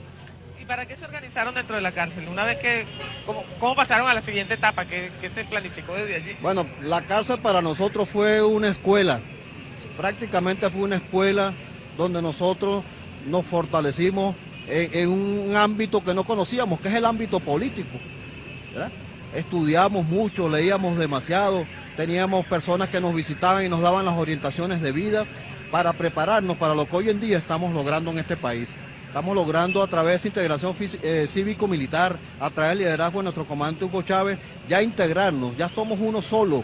Y yo creo que con esa integración no va a poder nadie, ni siquiera las personas que están contrarias a este proceso, a este hermoso proceso que junto a este pueblo, esta Fuerza Armada, no vamos a abandonarlo jamás. General Barrientos, ya le voy a dar la palabra a Zulbarán. Pero es que el coronel Peña me echó un cuento y me dijo, pregúntale al general qué pasó cuando él salió de la cárcel y llegó a su pueblo. ¿De dónde es usted? Yo realmente nací en el estado Táchira, en un pueblito llamado Las Dantas. Me crecí en Boconó, pero me desarrollé como estudiante en Maracay. Ahí vivía mi familia cuando salí el 4 de febrero. Y bueno, total que nos dieron la libertad ese 19 de marzo. Papá, mamá y los hermanos fueron los que vinieron a recibirme. Yo decía, bueno, de aquí a la casa. Nunca me imaginé que allá en aquel barrio donde yo había crecido, Arturo Michelena, del estado de Aragua, a quien le mando un saludo, todo ese barrio de Arturo Michelena, en la vía hacia Turmero, me estaba esperando con pancartas, decían, bienvenido el héroe del 4 de febrero, bienvenido nuestro capitán, nuestro querido capitán. Y recuerdo que tenían una pequeña tarima y me llevaron ahí casi que el gentío, y cohetes, música, sobre todo música de Ali Primera, y me pedían decir unas palabras, entonces yo no quería porque estaba saliendo, todavía era oficial efectivo, pero los tiempos, las circunstancias lo llevan a uno, y me montaron en aquella tarima. Y creo que fue mi primer discurso el que di allí, un discurso que uno se escapa, se emociona, y bueno, después que dio por un eso... discurso político. Sí, por en eso aquel después me momento que la llevaron al Fuerza DIG otra Armada vez. lo llevaron al DIG otra vez. Sí, Ah, otra vez al DIG. imagínese usted. ¿Qué nos dice Zulbarán? Fíjese, veníamos de esa Fuerza Armada que el pueblo había visto en funciones de represión, el 27 de febrero. Tania, mira, el 4 de febrero fue el despertar del pueblo, tanto despertar del pueblo como de las Fuerzas Armadas. Prueba de ello es que el mismo 4 de febrero se sumaron muchos muchachos, muchos oficiales que no estaban incluidos en el movimiento revolucionario, pero vieron un líder, vieron quién es el jefe, el líder, el comandante Chávez, y por ahí se fueron. O sea, despertó las Fuerzas Armadas, no era las Fuerzas Armadas esa que reprimió al pueblo el 27 de febrero. Fue una nueva Fuerza Armada y el pueblo se sumó a ella. Hasta la fecha, pues, y por eso que ese por ahora de nuestro comandante será por ahí por siempre. Siempre, porque la Venezuela de hoy en día es otra. Ahora, ustedes los tenían pillados. Sí, y dentro de la cárcel los tenían más pillados todavía. Yo tuve menos tiempo metido en la cárcel que ellos. ¿Qué pasó que no se pudo frenar ese movimiento? Que no se pudo, no, mire, nos puntualizaron, los que logramos salir, nos mandaron a frontera, nos cambiaban 3 meses en un sitio, 6 meses en otro, como buscando hacernos pedir la baja, pues. Marcados por la DC, marcados por el DIN, bueno, la guerra psicológica, muchos muchachos, buenos oficiales, se fueron y los obligaron a pedir la baja. Fue una guerra, una cacería de brujas que hubo en ese momento, pues. Totalmente diferente, si ponemos la comparación, el golpe que le hicieron a mi comandante el 11 de abril, que prácticamente, pues, quedaron muchos perdonados por la voluntad y la gentileza de nuestro comandante. Vamos a darle la palabra a Alcalá para ir cerrando, ya a manera de conclusión. Él habla del 11 de abril, el golpe de Estado del 11 de abril.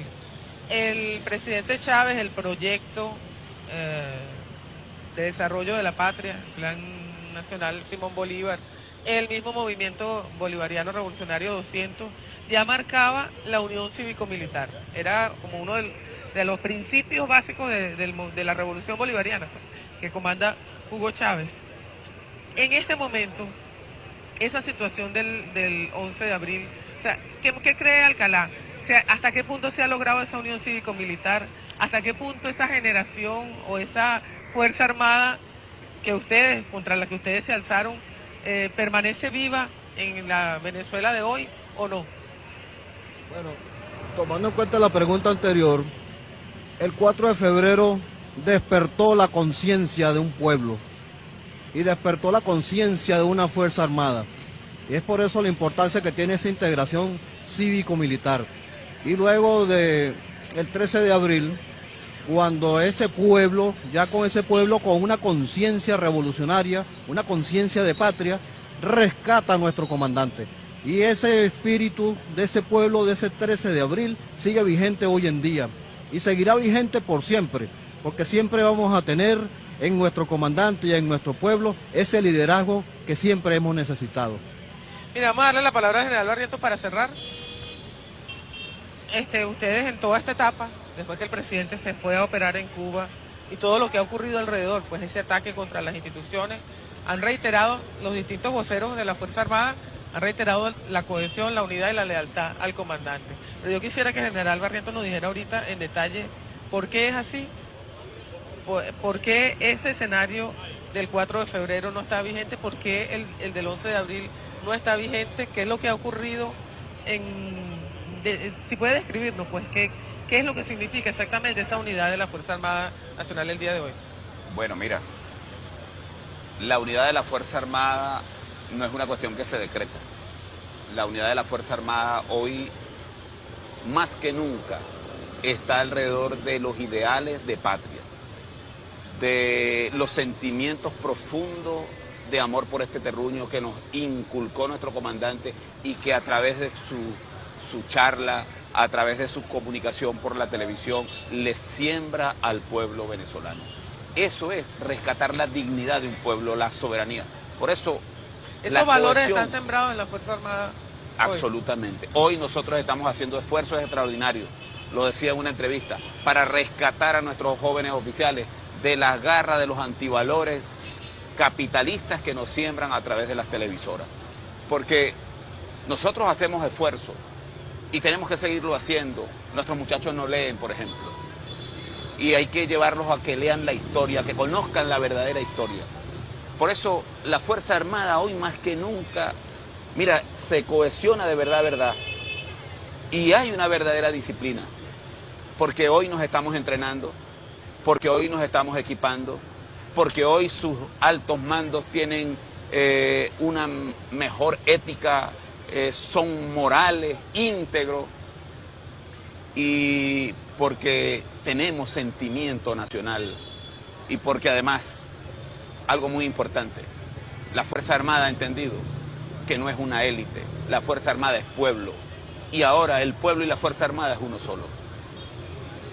Nuestro comandante nos ha pedido el día que se iba, el día 8 nos pidió mucha unidad, y eso creo que es uno de los grandes logros de este proceso, que hay ahora mucha unidad y mucha conciencia, y en la Fuerza Armada mi comandante tenga la plena seguridad que estamos haciendo esfuerzos para que no solamente un alto mando esté cohesionado, sino todas las líneas de mando, desde el soldado más bisoño hasta el general de más experiencia, seamos una sola Fuerza Armada que actúe en función del pueblo, siempre con sensibilidad social, pensando como el pueblo, como usted nos enseñó.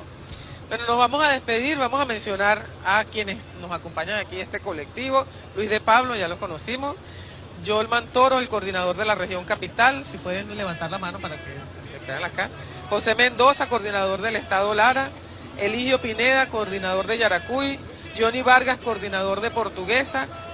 Yeida Luis de Carabobo, Manuel Aparicio de Cojedes, Richard Pérez del estado Aragua. Ellos son del Frente Socialista, Soldado Paracaidista 4F, Cabo Primero Nieve. Nosotros nos despedimos por el día de hoy, les damos las gracias, los invitamos a seguir con las actividades conmemorativas del 4F. Hay marchas con características muy particulares, ¿verdad, general? Así es. Nos vamos a marchar el pueblo. Marchas cívicos militares que terminan aquí en esta zona, en la zona de Pagüita. Nos despedimos.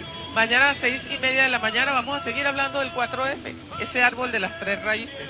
¿Qué significado tuvo hace 21 años? ¿Qué significado tiene el día de hoy? Hasta mañana.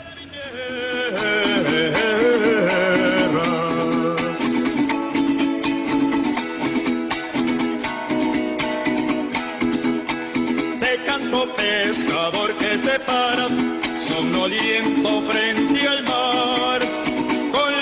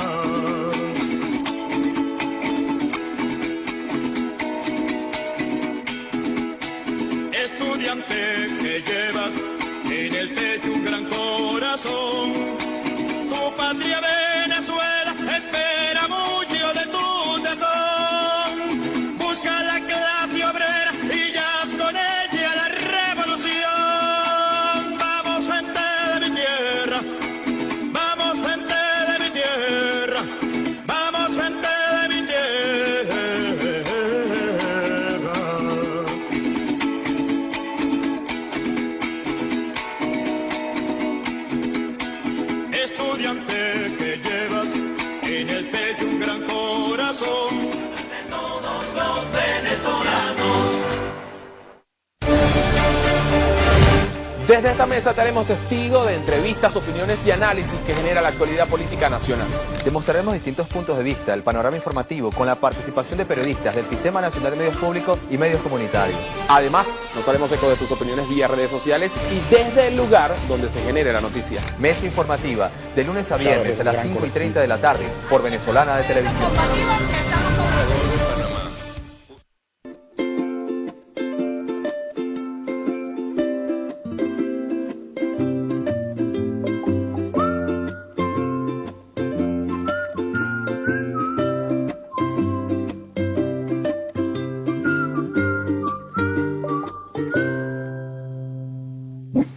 Desde pequeño aprendí que si te esfuerzas lo suficiente, puedes lograr todo lo que quieras. Y si lo haces con responsabilidad, no hay límites.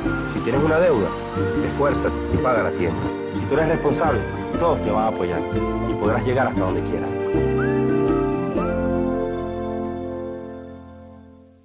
...4 de febrero, Revolución Patriota. Lamentablemente, por ahora, los objetivos que nos planteamos no fueron logrados en la ciudad capital.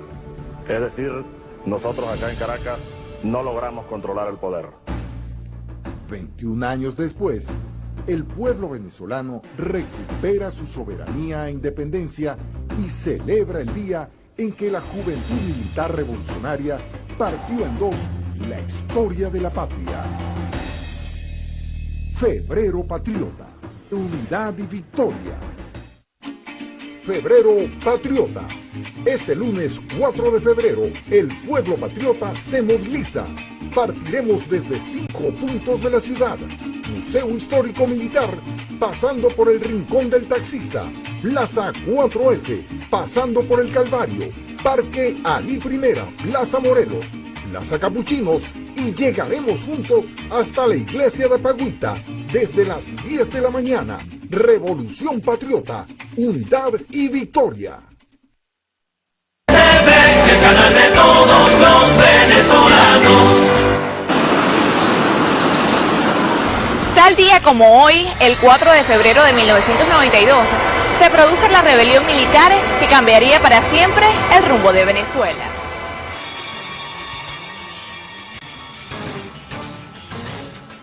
Fue el inicio de la ruptura de intereses opresores y la afirmación de la soberanía nacional.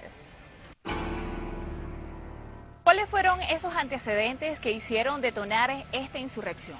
Empezamos a hablar de los antecedentes de la insurgencia del 4 de febrero, nos concentramos hacia lo que se conoce como el Caracazo dentro de la historiografía, que fue el 27 de febrero de 1989, porque representó la crisis política, social e institucional de lo que se conocía como el sistema democrático punto fijista, instaurado a partir de 1958.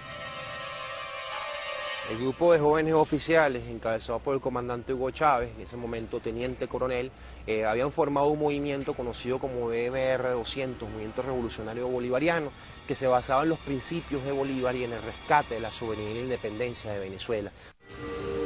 Actuaron un aproximado de más o menos 2.000, 3.000 soldados de diferentes guarniciones en las ciudades de Maracay, Valencia, Caracas y Maracaibo. Obviamente el movimiento no va a cumplir los objetivos. Pero ya es tiempo de evitar más derramamiento de sangre, ya es tiempo de reflexionar y vendrán nuevas situaciones y el país tiene que enrumbarse definitivamente hacia un destino mejor. Febrero fue una de las etapas de nuestra historia contemporánea que marcó el devenir de este proceso histórico. A través del comandante Hugo Rafael Chávez Frías y a través de su movimiento, MR 200, ellos tomaron una iniciativa a través de grandes problemas económicos que había en el país suscitados a medidas económicas que asfixiaron a la población. Recuerdo que mucha información tergiversada en los medios de comunicación, se hablaba de un golpe de Estado para tomar el poder, la dictadura militar que iba viniendo, pero bueno, se dio lo que ya todos sabemos, que era un alzamiento a favor de la gente, ¿no? Como consecuencia de lo que había sucedido ya con el Caracazo 3 años antes, y bueno, no era lo que estaban diciendo los medios, que el país se estaba acabando, sino que más bien era como que ese inicio de esta revolución que estamos viviendo hoy día, pues. aquellos venezolanos que nacieron en los 70 y los 80, que vivieron la gran crisis, la profunda crisis económica venezolana, son uno de los principales que apoyan la gestión de nuestro comandante Hugo Chávez. ¿Por qué lo apoyan? Porque ha sido el rescate y la dignificación del pueblo venezolano. Si vamos a verlo desde el punto de vista del objetivo político y el objetivo social que planteaba este intentona de golpe de Estado el 4 de febrero, todos los objetivos se han venido cumpliendo en la gestión de la Revolución Bolivariana. A partir de este acontecimiento se despertó el ideal revolucionario de las masas populares. Y Hugo Chávez se convirtió en el factor de cambio de las y los venezolanos. 4 de febrero, 21 años después, definitivamente es una fecha histórica para nuestro proceso, para todas las páginas que se han escrito luego de esta fecha. Una frase que marcó el inicio de un proceso, de una nueva etapa en nuestro país, ese por ahora. Vamos a conversar, por supuesto, de esta fecha con nuestro invitado de hoy, Germán Yepes Colmenares, historiador. Buenos días, gracias por acompañarnos. Muchas gracias por la invitación. Una fecha que ya de por sí habla, una fecha que escribió un nuevo capítulo en nuestra historia. En el micro veíamos los antecedentes, hay muchos elementos que comentar y que rescatar 21 años después. Sí, es, digamos, inevitable hacer una referencia a lo que es el proceso histórico contemporáneo venezolano, es decir, esa fecha y a partir de allí lo que ocurrió en Venezuela, digamos, hay un cambio profundo, una ruptura con lo que era el comportamiento histórico de la Venezuela del siglo XX, digamos, de la década del 70-80, y cuando se habla de antecedentes de eso que, digamos, va a dar como consecuencia el 4 de febrero, hace 21 años, ese movimiento, esa rebelión de jóvenes militares, no olvidemos que el liderazgo de esa rebelión estaba en manos de tenientes coroneles, mayores, capitanes, tenientes, subtenientes, cadetes y soldados, suboficiales y civiles que también estaban involucrados. ¿Por qué? Porque ahí hay varios antecedentes. Por ejemplo, es muy importante resaltar que a finales de la década del 70 ya hay una política de Estado que viene orientada desde el exterior en Venezuela de reducir el ingreso a las universidades, a la educación superior venezolana, y se van a crear a finales del 70 los movimientos de bachilleres sin cupo. ¿Qué quiere decir los bachilleres sin cupo? Que ya el programa de masificación de la educación comienza a ser recortado por instrucciones de políticas que vienen del Fondo Monetario del Banco Mundial, porque hay un plan de privatizar la educación, hay un plan que viene de finales del 70 y comienzo del 80 de reducir el poder de los estados nacionales, hay un plan que está establecido en lo que se llama el Consenso de Washington en Estados Unidos en la década del 80, que es convertir las Fuerzas Armadas latinoamericanas en policías antinarcóticos bajo la dirección de los Estados Unidos, lo que hicieron digamos, de manera muy coherente en Colombia y lo que han hecho en México. Todo eso aunado a la crisis económica que se da en el gobierno de Luis Herrera Campín, cuando se devalúa la moneda venezolana, se cae el dólar de 4.30 que había permanecido desde el periodo de Gómez hasta ese momento, y va a ocurrir en Venezuela, por supuesto, lo que te decía, de la exclusión en la educación, la privatización de los sistemas de salud, de la reducción de las políticas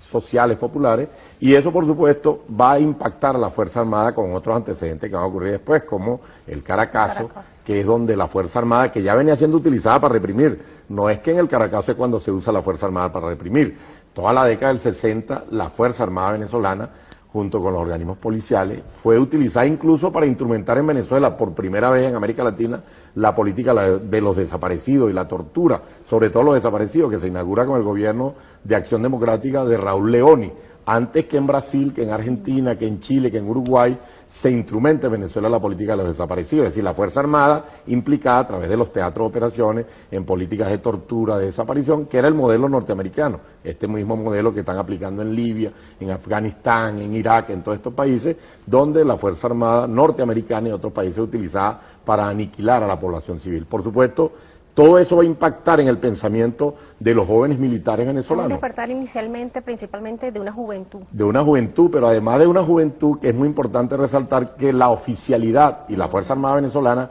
en su mayoría, más del 90% de su composición proviene de los sectores populares. Es decir, no es una Fuerza Armada elitesca, que por supuesto había sido manipulada después del 23 de enero, cuando se da la traición de todas las esperanzas que se levantaron a partir del 23 de enero del 58, esa Fuerza Armada fue manipulada, llevada a convertirse en un elemento, digamos, un brazo ejecutor de la política represiva de la oligarquía venezolana, del imperialismo.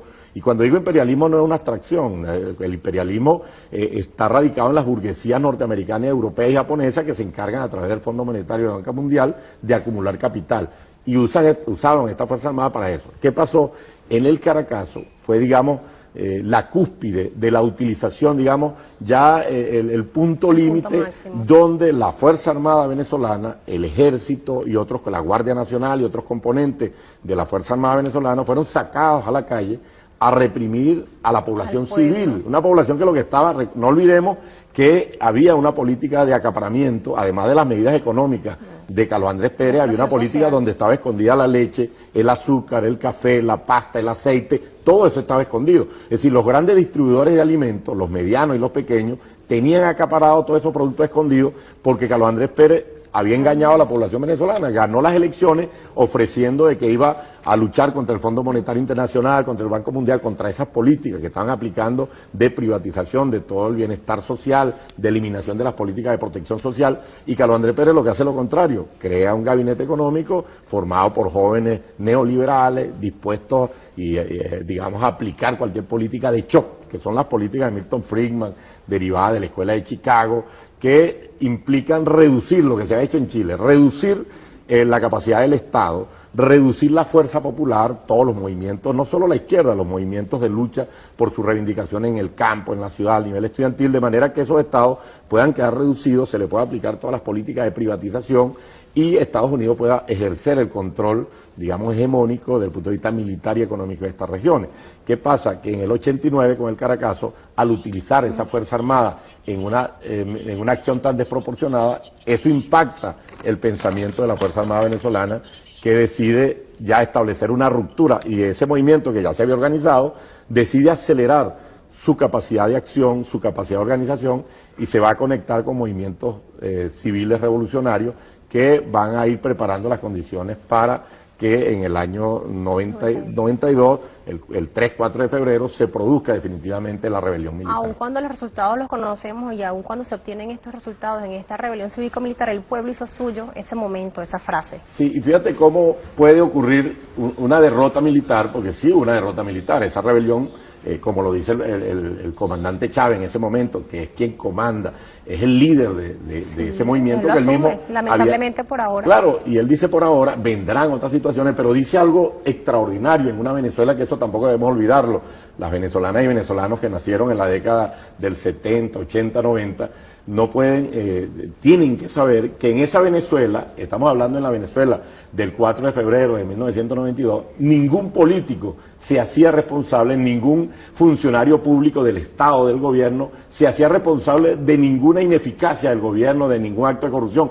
Tanto es así que no se le daba la cara al pueblo. Bueno, tanto es así que los canales de televisión privados, todos los canales de televisión privados, en sus programas cómicos, tenían sketches con personajes donde se burlaban de los funcionarios públicos que nunca asumían ninguna responsabilidad. Y entonces aparece un militar, un teniente coronel joven, que ha perdido, digamos, una batalla, un enfrentamiento, una rebelión militar, y asume ante el país, dice, yo me hago responsable de la dirección de este movimiento y de lo que ha ocurrido, asumiendo además las consecuencias de ir preso, afectarse económicamente, afectarse su familia, todo eso, y precisamente eso se va a convertir en un valor político, porque no solo es lo que él dijo allí, sino que lo que dijo allí también, y lo que prometió en función de esa rebelión militar, lo siguió cultivando en la cárcel, salió de la cárcel después de 2 años y 3 meses de estar preso en el cuartel San Carlos y luego en la cárcel de Yare con la mayoría de los oficiales y suboficiales que lo acompañaban, y se dedicó a recorrer el país en algo que la gente creía que era algo quijotesco, o sea, como un tipo anda recorriendo el país sin dinero, sin recursos, hablando de la posibilidad de una constituyente, de transformar el país, y eso es lo que el pueblo venezolano le ratifica en su afecto, en su apoyo al presidente Chávez, que hizo eso, una bandera, llegó al poder, no hizo lo que hizo Caldera. Caldera ofreció que si llegaba al poder, en la segunda presidencia, iba a enfrentar las políticas del Fondo Monetario y del Banco Mundial, lo mismo que había dicho Carlos Andrés, solo que Caldera fue más abierto y más claro en el ofrecimiento, y por supuesto, al llegar al poder, junto con Teodoro Pekov, que era su jefe del gabinete económico, se dedicaron a aplicar con más fuerza toda esa política, a proteger a los banqueros ladrones venezolanos, a aplicar de manera feroz la política de privatización, de exclusión, incremento de la pobreza. El sistema educativo comenzó a privatizarse e iban a vender PDVSA. Y Chávez, ¿qué ha hecho Chávez? Además de que gana las elecciones, desde que ganó las elecciones en el 98 hasta hoy, el presidente Chávez no ha hecho otra cosa que asumir y ejecutar todas las políticas que le ofreció al pueblo venezolano. Es decir, nadie puede decir que el presidente Chávez ha engañado a la población venezolana, al mundo. Fíjate que cuando él se opuso al ALCA y propuso que había que crear otro mecanismo como el ALBA y otro, mucha gente se rió a nivel internacional y nacional. Ahí está. Cuando se planteó la posibilidad de un organismo de unificación, promueve la creación de Petrocaribe, el ALBA, UNASUR y después la CELAC. Eso no es ninguna tontería, eso son creaciones extraordinarias, y quien ha estado detrás de eso, porque además ha sido público y evidente, ha sido el presidente Chávez. Y no por un problema mesiánico, sino porque es alguien que asume con responsabilidad, con valentía, con coraje, pero también con responsabilidad histórica, el liderazgo de un movimiento y de una esperanza que tenía el pueblo venezolano, y que son esperanzas que vienen acumuladas durante todo el siglo XX, parte del siglo XIX, y encontraron un liderazgo capaz de sacrificarse, de arriesgar su vida, ir preso y luego ganar el poder y cumplir con todas esas promesas. Eso no es ninguna tontería. Hoy en Venezuela, los estudiantes, todo el que quiere estudiar en primaria, en secundaria, en universitaria, educación superior o posgrado, puede hacerlo gratuitamente. Sí, pero gracias a que hay un gobierno, hay una política de Estado, hubo una constituyente, hay una constitución y hay un liderazgo entre los militares y los civiles, que también es muy importante. Chávez promovió lo que Bolívar logró para poder ganar la independencia. Bolívar, después del año 1816, se da cuenta, él que viene de ser dueño de esclavos, uno de los más ricos de Caracas, y cuando uno habla de Caracas en esa época, para entender por qué eran los más ricos, es que Caracas era desde la cuenca de Unare hasta el Tocuyo. Es decir, todo lo que hoy es el estado Vargas, Miranda, Aragua, Carabobo, Guárico, Yaracuy, Lara, era Caracas. Eran los dueños de haciendas de esclavos en el Tocuyo, en Yaracuy, ganado en los llanos. Y Bolívar fue capaz de unirse con los civiles, unió los civiles con los militares para poder lograr la independencia.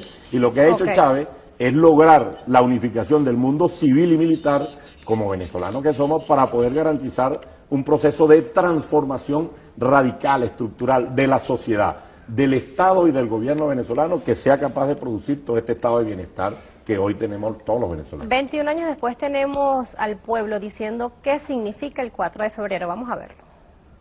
El 4 de febrero fue algo para mí, de 1992, algo grandioso, porque nació la nueva esperanza.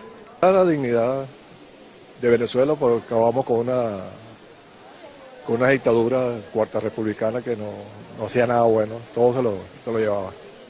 Con solo una palabra que se produjo ese 4 de febrero, dicha por un hombre esgarbado que nadie lo conocía, llamado Hugo Rafael Chávez Frías, quien dijo por ahora, esa expresión cautivó el alma, la conciencia y el espíritu del pueblo venezolano.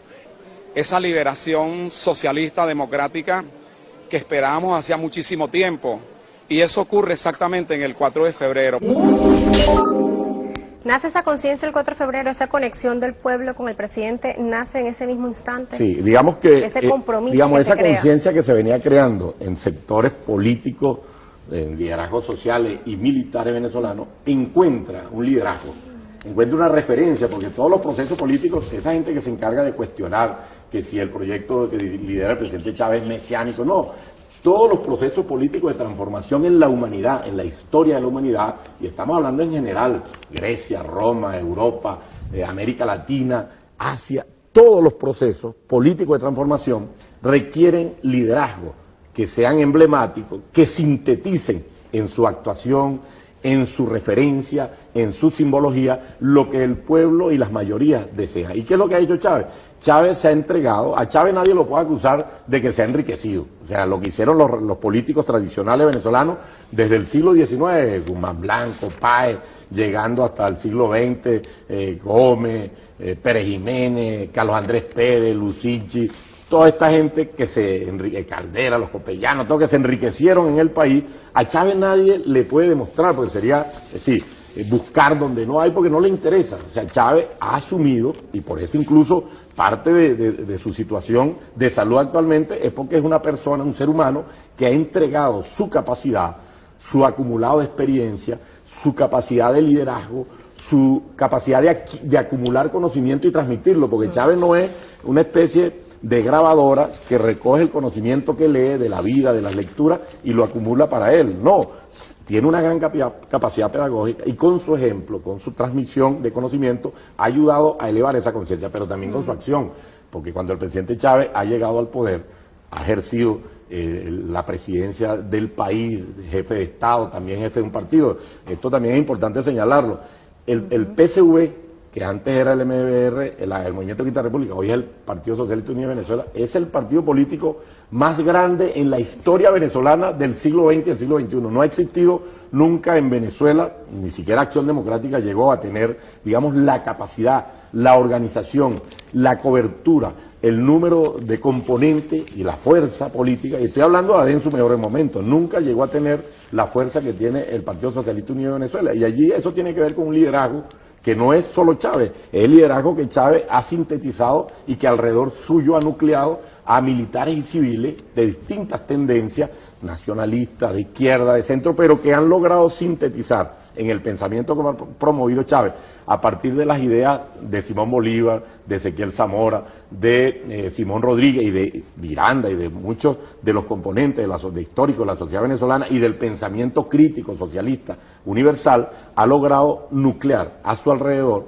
todos esos componentes de la sociedad venezolana y ejercer no solo con la enseñanza, sino con la demostración de cómo se debe gobernar en función de las ideas que tú promueves, de las promesas que tú hiciste y de un sentido profundamente ético que tiene el presidente Chávez, de con su ejemplo mostrar cómo deben ser los liderazgos, cómo deben ser los gobernantes que Venezuela debe tener, no solo a nivel de la presidencia de la República, gobernadores, alcaldes, concejales, diputados, miembros de los consejos comunales, funcionarios públicos. Hay una ética y en ese sentido el presidente Chávez ha asumido, ha absorbido de una manera intensa todo ese referente ético que sintetiza Simón Bolívar, que igual, como yo te decía al comienzo, un hombre que era dueño de esclavos, dueño de grandes posesiones agrícolas, de casas de alquiler, de ganado, y entregó todo eso en función de la lucha de independencia de Venezuela y Sudamérica.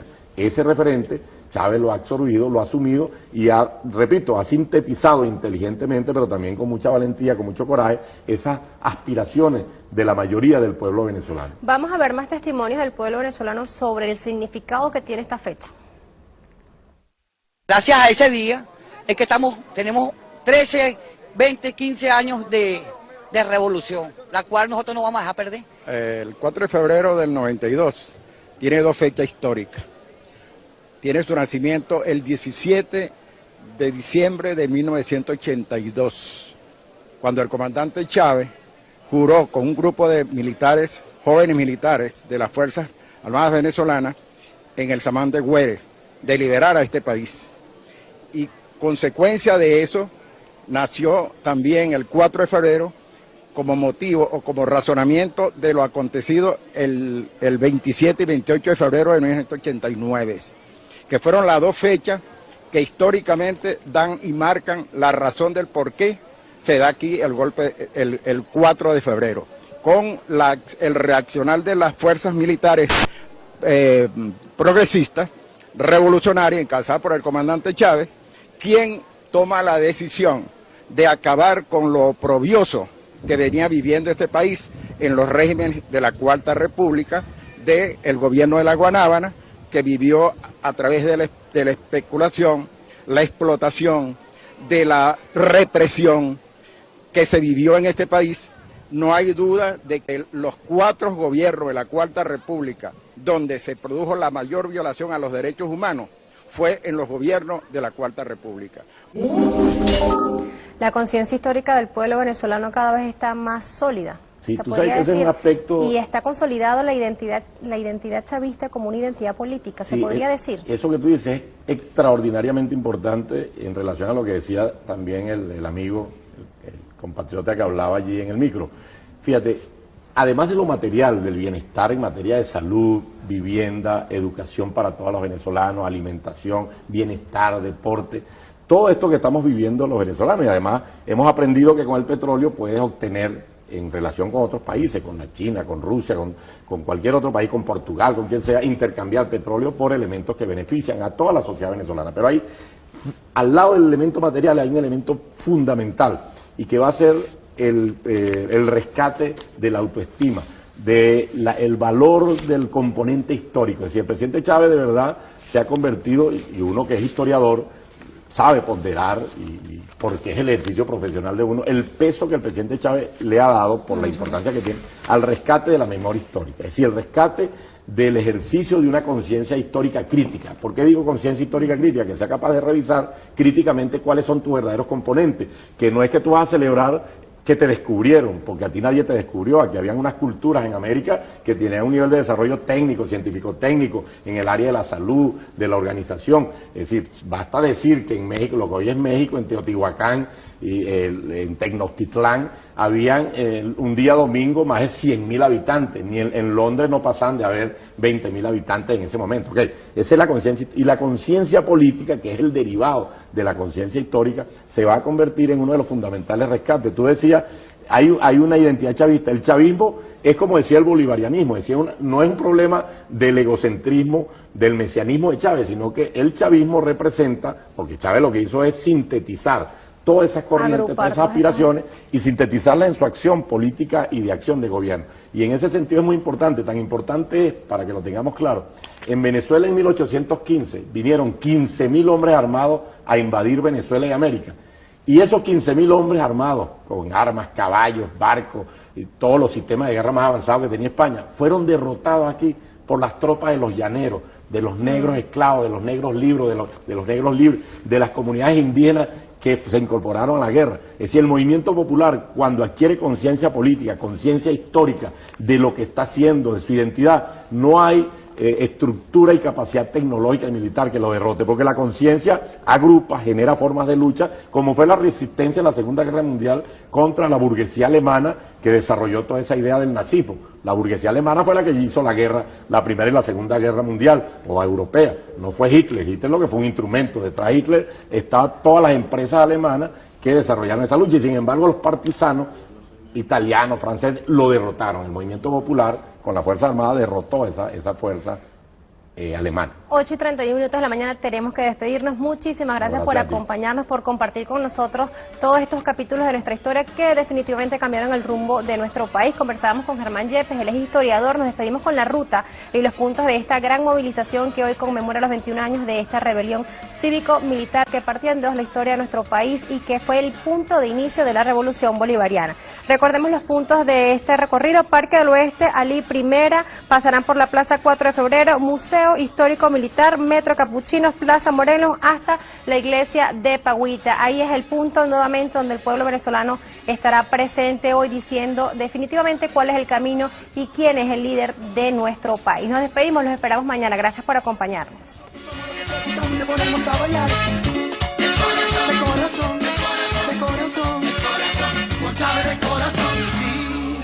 Yo quiero un mundo sin pobreza, quiero el amor como bandera, te juro que